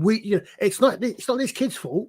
It's their fault for losing the ball. You know, the point, the fact that makes you think that you don't have a trainer who's a sadist. That's the last one. You want a trainer who's committed to making it as hard as possible, so these guys are as good as possible, so they survive. I say that's some of the things. Some of the things you see there. This sort of thing that's in there that's really interesting. You know, that Heinlein's put some thought into. Well, there was the point the key point was everything would have been fine until the point when he said he admitted he hit him. Yeah. And then the commanding officer, everything changed at that moment. He was actually on the side of the recruit until he said, I struck the superior. And then everything changed after that in that moment. It was almost like you would have thought a chapter had changed. Yeah. Yeah, I mean, he's goes through it so long. He's actually trying. I said, he's the one thing he's doing is trying to not get the guy to admit it. He does not want the recruit to admit. He's obvious what's happened. The commanding officer is trying to get this guy to say something, anything other than that. You know, he's I struck him. Yeah, he's trying. The one thing he does not want this guy to say is, "I got up and hit my senior officer," because as you say, that's when everything changes again. Very good writing. Some of the things that some of that made it into the book. Absolutely. Yeah. Some of it made it into the book, into the film, but unfortunately, not all of it. No, not that. No, and that would have been such an amazing thing to have been able to bring into it. But I don't think the story would have been able to fit it in for the movie. But it would have been great. It would have been a great thing. But. Yeah, what Archer's saying, it's a hell of a scene to read. And what'd you say was, Archer, about 5 pages? Yeah, it is about something like that. I think, it is about that. It is very good writing. Well, Heinlein is known as one of the best science fiction writers around. I mean, granted, he's not alive anymore, but you look at his body of work. I mean, Starship Troopers, Puppet Masters. The list goes on. I mean, he even inspired another late 90s science fiction film and everything that's very similar to Puppet Masters called The Faculty. Personal favorite of mine. I love that movie. I love that movie. I love that movie. A couple of his early ones, I think, there's a film version of Destination Moon. There might be. I've never heard of it, but that doesn't mean anything. No, because I looked at when we were doing a thing about Heinlein a couple of years ago, and you look at on IMDb, there's several film versions of his. One of his early books is Destination Moon, where it's about the first man on the moon, and it's a private. It's Elon Musk. It's a private. The first spaceship to the moon is a private enterprise. Yeah, as opposed to. I mean, that would probably be back in the 40s or the 50s as well. I mean, Starship Troopers, I think, was written in 59. I believe so, yeah. Hold on a second. I've got a was it 54 or 59? Hold on a second. Well, and here's copyright 1959. Here's the interesting thing. You all mentioned the matter of corporal punishment in the military, and we give you a reference from a line from Johnny's father where he says, "I would rather be whipped and take 10 lashes in public square rather than see you throw your life away." And we do have the scene after the one where the one cadet gets killed and everything. Essentially gets killed by friendly fire. And Johnny is squad leader at the time. And the thing that Verhoeven does nicely is he pairs that scene with the scene where Carmen is on the training cruise, if you want to call it that, with on the Roger Young, and other guy. I've actually got the cast list up here. They are not able to warn Earth about the incoming asteroid. But you see Zim there with Johnny after they've strung him up, and he gives him the bit to bite down on, and Zim says, take this, it'll help. I know, trust me. Because Zim's probably he's probably had to get 10 lashes as well, maybe more. We don't know. I'm never sure whether I'm supposed to laugh a bit when Johnny spits that out or not. I don't think I never did. I never did. No, I always took it as he just, kind of took it as, he just couldn't bite down any harder anymore without breaking his teeth. Yeah. No, but look, I've never experienced anything like that in the military, but I've experienced quarter decking, and I'm gonna tell you what. There are some times, I've had people look at me and, they've had to take licks and, look at me like I never took a lick in my life. And then sometime later on down the road, they go, "You took a lot of licks." I was like, "Yeah, I did." They go, "You took a lot of licks for us." I said, "Yeah, I did." He goes, "And we didn't know." I said, "You're right, you didn't, because it was not my job to tell you. It was my job to protect you." But I'm saying, genuinely, I see that, and I look at, and I'm genuinely, every time I watch it, I think, is that played as a bit of a joke, or is it, I'm not saying either way. I'm not saying it's good or bad. I'm just saying it's the way it works in the film. But they bring in, that's another thing that is the book is famous for. Is again, about a third of the book is basically a political.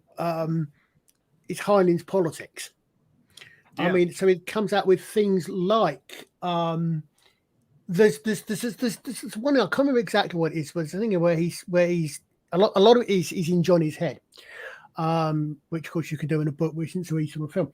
And one, I can't remember what it is, but it's something. He said, if I'd said something like, if I'd spoken to someone like that, I'd have been whipped in a public square next to my dad, because their society has a corporal punishment, but it has it in such a way that it has corporal punishment because the quote is, "Pain is nature's way of telling you something is wrong," because it works. It's not. Sorry, go. Go ahead. And I'll say my piece.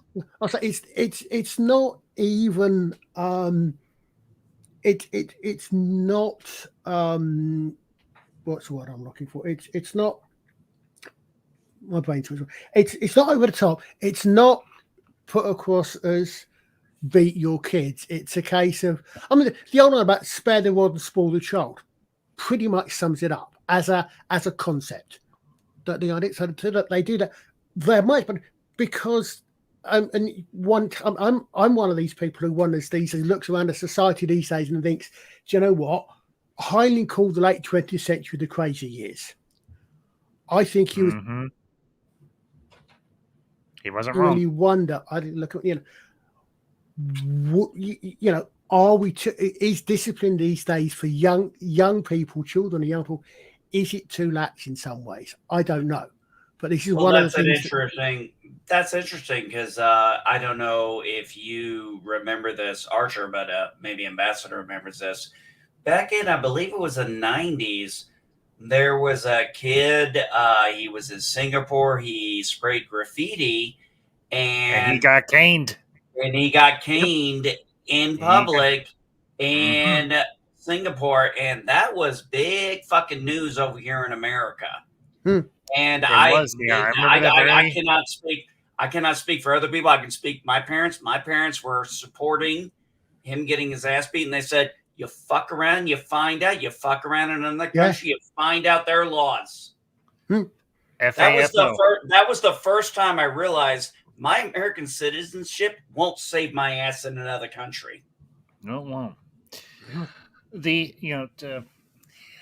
the one thing, amongst all of everything else we've discussed here this afternoon, the one thing I want to touch on before we start to wrap up, Michael Ironside in this damn movie Yes. As Mr. goddamn pressure. As Mr. Radchick. Now, Grant, this is not Michael Ironside's first time working with Paul Verhoeven. Obviously, he was Richter in Total Recall, and man, you gotta love him as Richter in Total Recall. But he goes from a teacher to a, what was his rank? Was it lieutenant? Lieutenant Radchick? He was a lieutenant. The problem is that's actually reverse of Radchick in the book. Yeah, that is actually reversed. Radchick and the lieutenant in the book are two different people. No. Radchick and the teacher are two different people because. Oh, isn't that what I said, or did I say Radchick and the lieutenant? Radchick's the lieutenant. In fact, he's not much in the book. But the teacher is Mr. Dubois, is the teacher, and there's a bit in there where it comes in important because again, there's a bit in the training where one of the things is one thing you have to be a veteran to do is you have to be a veteran to teach history, moral philosophy, which is what Radchick the teacher teaches. Mm-hmm. So there's a bit where he actually gets a letter when he's at a certain point in his training. But so the teacher must have been a veteran in order to teach it. Which explains why he's missing an arm. Yeah, except he's not. In the book, Radchick is a serving military officer. He is a lieutenant of Radchick's Roughnecks. And at the end of the book, they become Rico's Roughnecks because the alliteration is still there. However, what was it? No. What was it? The entire platoon had said they wanted to change the name of the Roughnecks, and the captain said, "Well, it's so many yays and one no. The no's have it." They wanted Sergeant Jello. They wanted to become Jelly's Jaguars. Yes. Yes, and what was the next quote after that? It was never brought up again. Yeah, but no, the thing is, it's really good because you're right. Michael Ironside is in everything he does. He was the best thing in V, but in the book, that's like I said, that's another difference. So you've got the two characters, and there's a bit where Johnny thinks he's at a down point in training, and he gets a letter from Dubois. Mm-hmm. And at the end, it's signed Lieutenant Colonel Dubois, retired. And he goes, "Yeah, we all knew we put him a corporal or something. We never realised he was a colonel." And Zim, I think it is, turns around to him and says, "I didn't read it. I couldn't help but see the signal. Would that be Lieutenant Colonel Dubois? Yeah. Would you send my regards to me if you reply, please? Because he knows it." So there's connection there. But yes, you say Michael Ironside to Michael Ironside. Michael Ironside is great in everything I've ever seen him in. The first time I ever saw him in something was, of course, the main series Sequest. He was the best thing to come to Sequest. I don't remember him in Sequest, but then again, I did stop watching after a while. But I think it was Sequest night. I think at that point it was Sequest 1999. I think it was that point. Yeah, I think the guy from Jaws was now gone, and Michael Ironside came in. Roy Scheider? Yeah, Roy Scheider had left the show, and Michael Ironside took over. And I think that was Sequest 1999. It might have been. But Michael Ironside's, the way he did his role in that, he just, there's something about him as an actor. It is just amazing how he just has that personality and that charisma and that. He's a hard ass. But he's the kind of hard ass I want to have. He's the kind of hard ass I want. Yes. And he has some of the most quotable lines. I have one rule. Everybody fights. Nico says the exact same thing when he takes over the Roughnecks. And when the one trooper gets taken by the flyer arachnid, and he's like, Corporal, rifle, and it's got a sniper scope on it, and he takes the soldier out one shot, and he's like, I expect anybody else to do the same thing for me, and then a little while later, what happens to him? Rico has to shoot him. But I mean, he knew what his role was. I mean, he understood the leadership, he understood the potential, and he really had good mentorship abilities in, both being a teacher to Rico. And then when he tells him, he's like, don't ever pass up a good thing. I mean, some of Yes. Yeah. See, here's the thing. The one thing I love, you all kicked ass in battle. Here's the beer. Here's the entertainment. Or go screw. I expect the best, and I give the best. Here's the beer. Here's the entertainment. Yeah. Thank you, Lieutenant. That thing. Let's not talk about. Let's not forget Gary Busey's son, Jake Busey. Yep. Well, I mean, again, that's another. As Ace, yeah. Colin. No, I'll say that's another thing. With everybody jumps on. That's another thing they do is that what they don't think they're showing the film.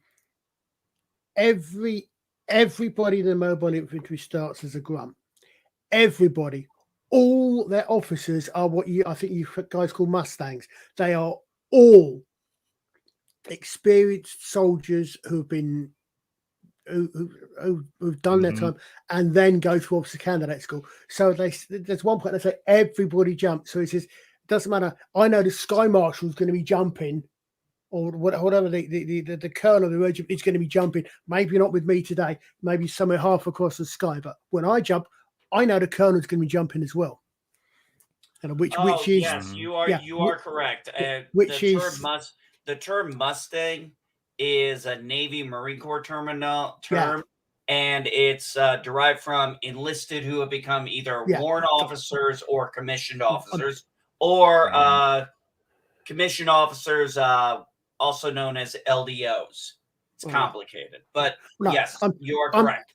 I'm also rereading David Webber's On a Harrington series, and which, although it's based on the British Navy, it's also got a few American Navy terms in it because David Webber's an American author. So the Mustangs is something that's going on. It's like all of those. So they don't have such a thing. They don't have West Point. They don't have a Sandhurst. They don't have an Annapolis. Is it? I'm not gonna, that's an interesting thing. I actually kind of agree with that. I actually kind of agree with maybe there being a point, because see, in the Marine Corps and some branches, when you're enlisted, you can, maybe go to commission or go to warrant officer, depending on certain things. It always kind of interests me if we had ever done our branch where, okay, you can either stay enlisted or go officer. That would be very interesting. If every officer had to start enlisted and then decide, do I want to stay enlisted or go officer? A lot of us in the enlisted corps, we had many talks about that, even with some officers who even said they would not necessarily disapprove of it. Yeah. Well, it means you've got the experience of doing what you're expecting your men to do. Yeah. And one of the key things was warrant officers and Mustangs were always very respected by enlisted personnel because we were like, okay, he's been one of us. And I hate to say it, but that's the simple truth. We know the guy's been one of us. I mean, when you have a commissioned officer who's only been a commissioned officer, yes, they're an officer, but they're not one of us. They're not enlisted. They've never been us. Yeah. Which is kind of, to draw a parallel, is why the Marines and Aliens have such a low opinion of Lieutenant Gorman. Yes. He's not enlisted. He went to officer school or officers academy, I should say. Excuse me.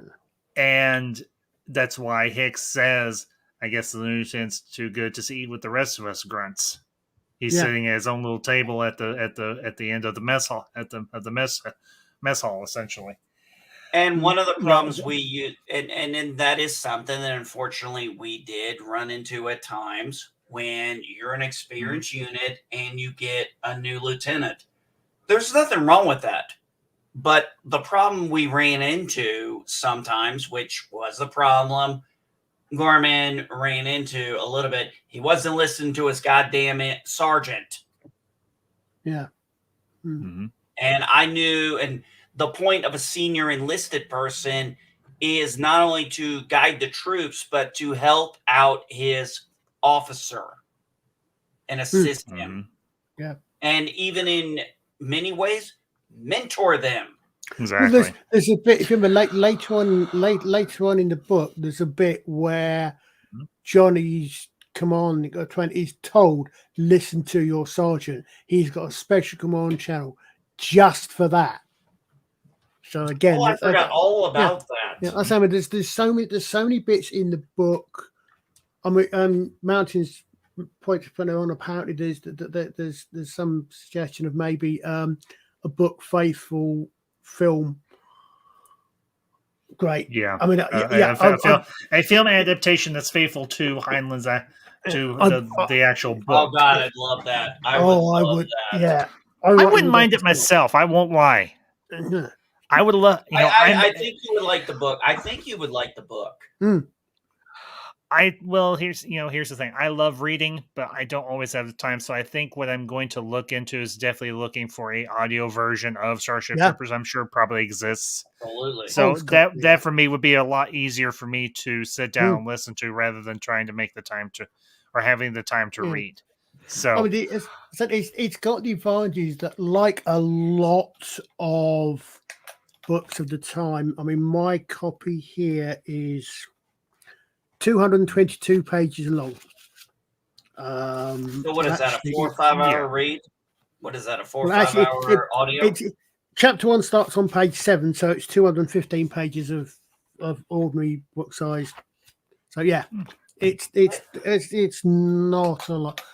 I would say when you've read that, get hold of Joe Haldeman's Forever War. I think I've heard of it or anything, but I've never read it.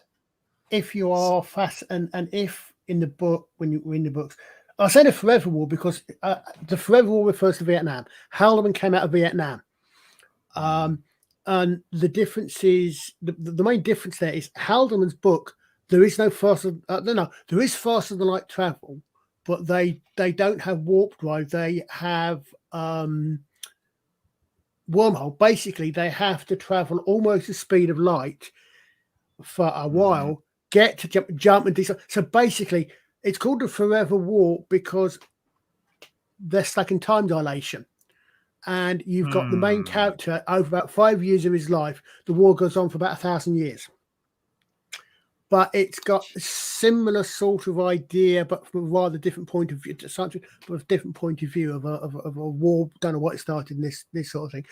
And if you find yourself really getting into the bits and pieces of the political, as in the political science, as in the government sort of things, go for Moon is a Harsh Mistress. Moon is a Harsh Mistress is, in one way, the easiest way to describe it is Australia as a penal colony on the moon. The moon is a penal colony. I say the moon is an Australian is a penal colony as when Australia was for us, and it then goes through the American Revolution. Okay. Right? But it's got some really good discussions on how government should work and that sort of thing in it. And again, it's another very short. And my God, I wish someone would make that as a film.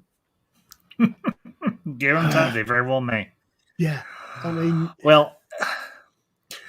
Did you guys know that the movie actually was up for an Academy Award for Best Visual Effects in 1998? That doesn't surprise me. No, it doesn't surprise me. That doesn't surprise me because It was up for one. It lost to Titanic. I mean, Wow.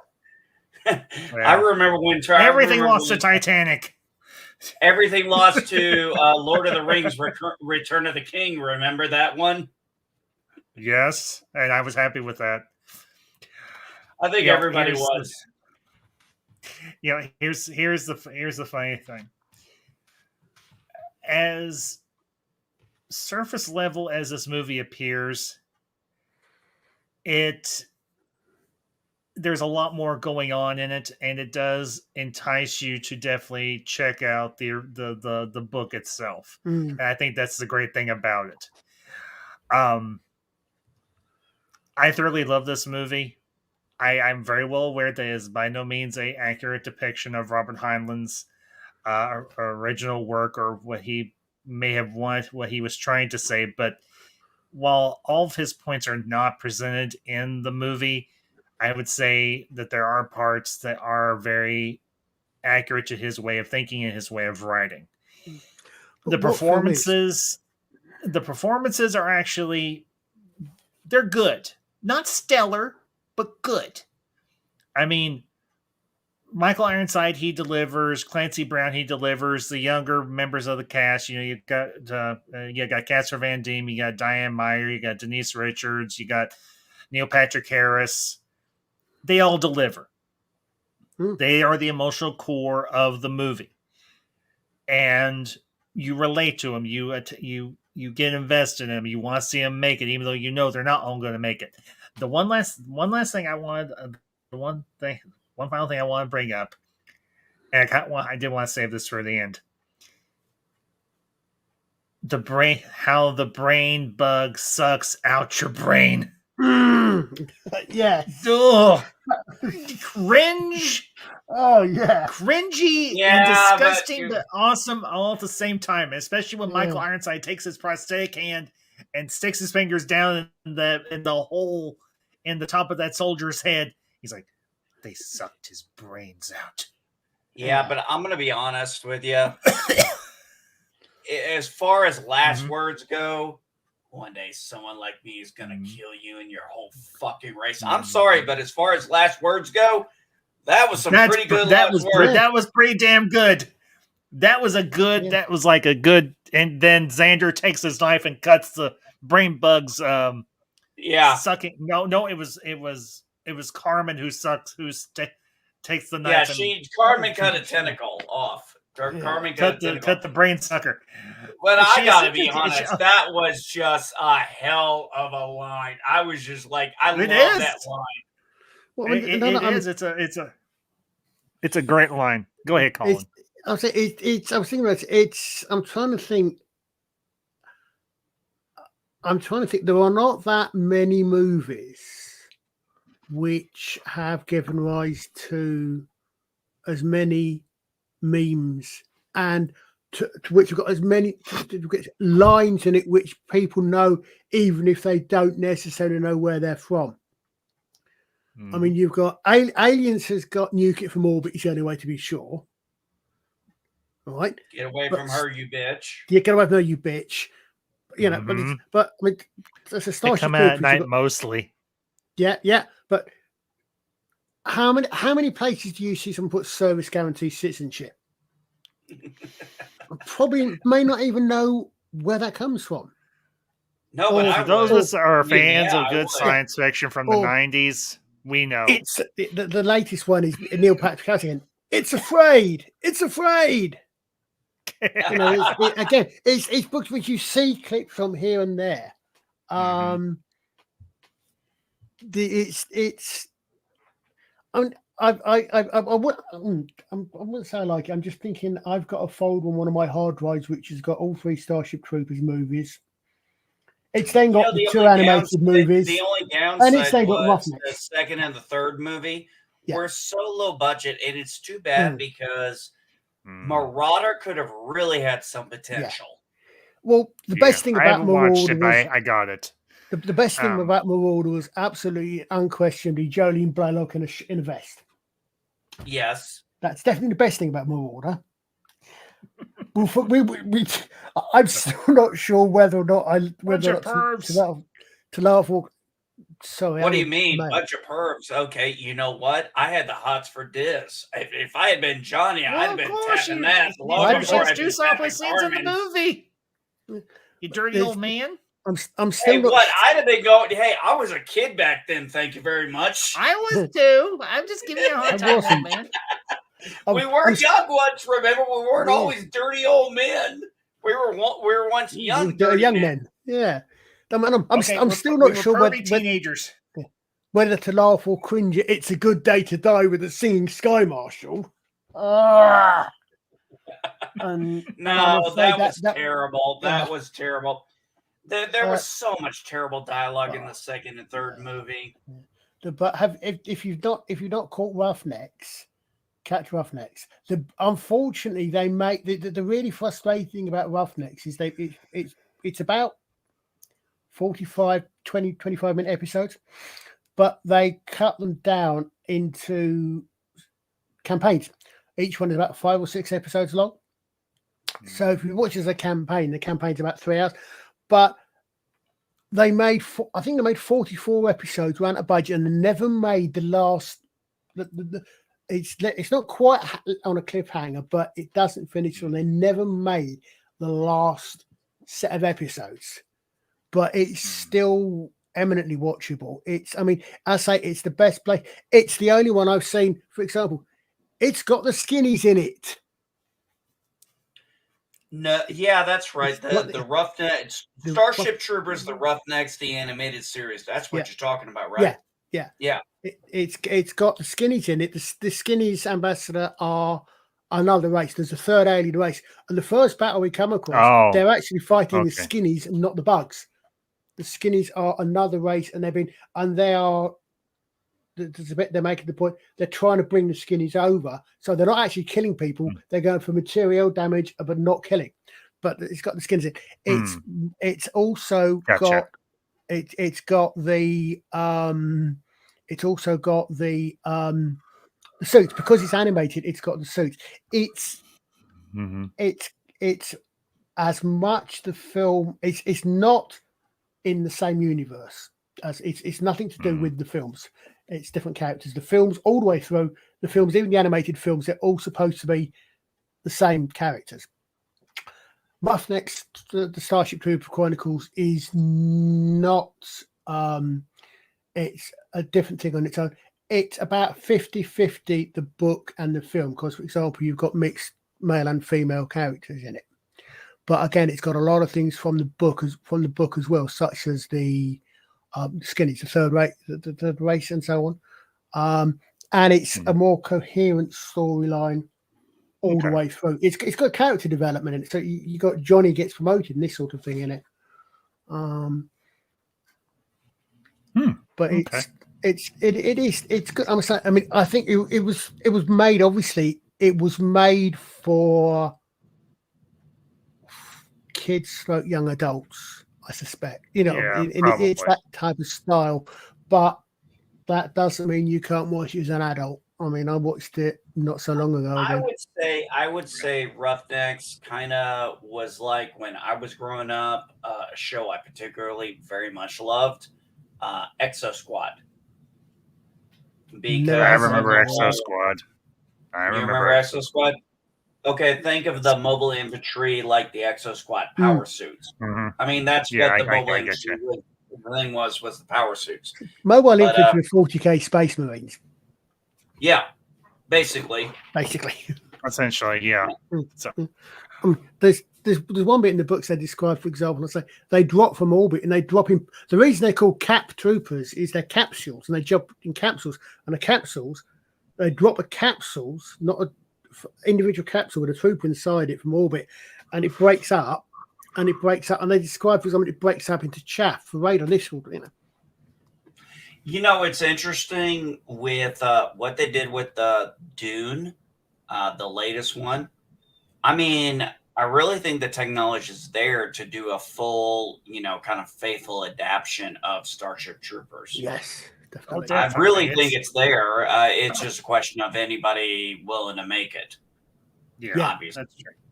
So, but the thing is, it would be strange. It wouldn't require a massive budget as you would think, because it was really, I mean, the book is very character driven.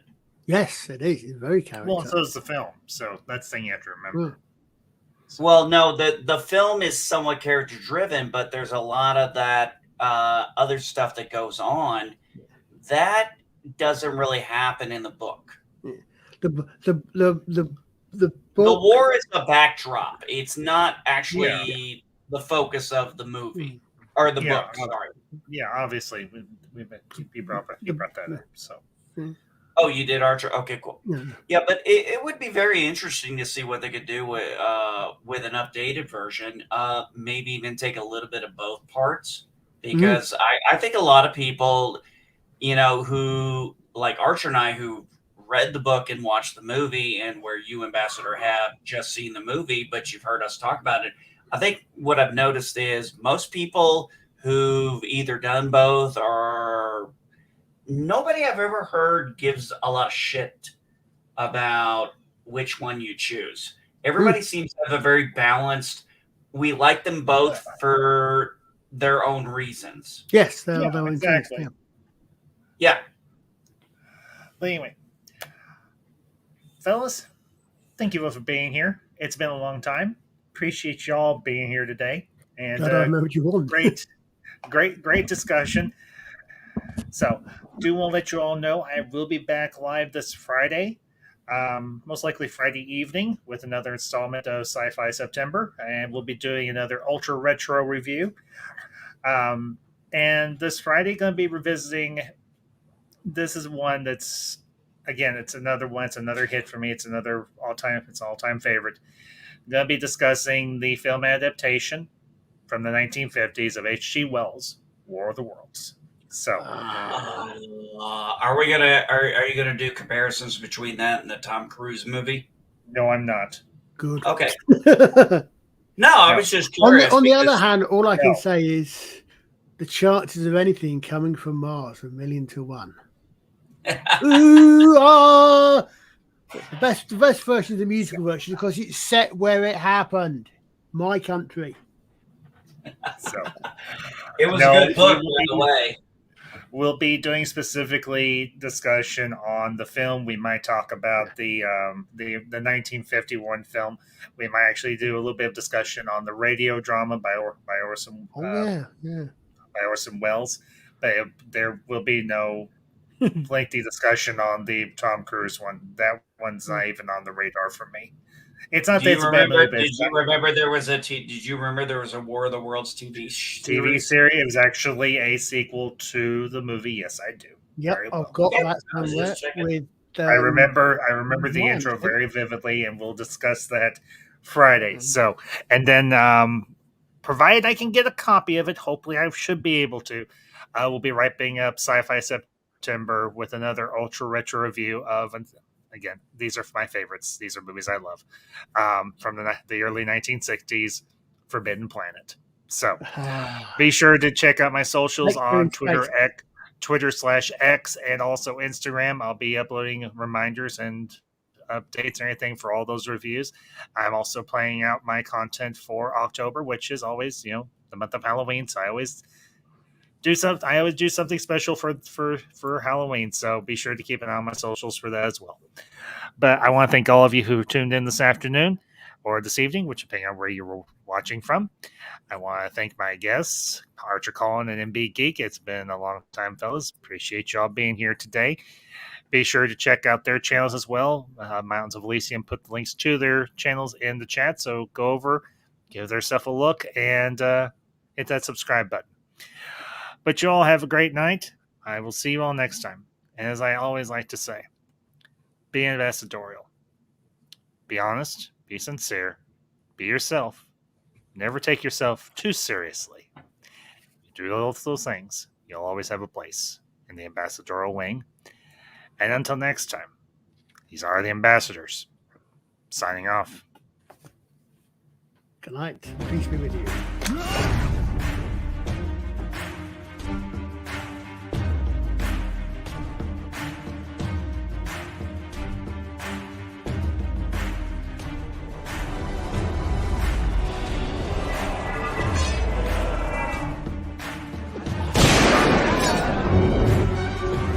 friends.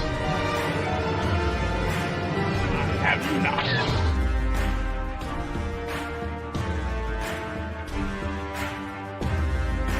And here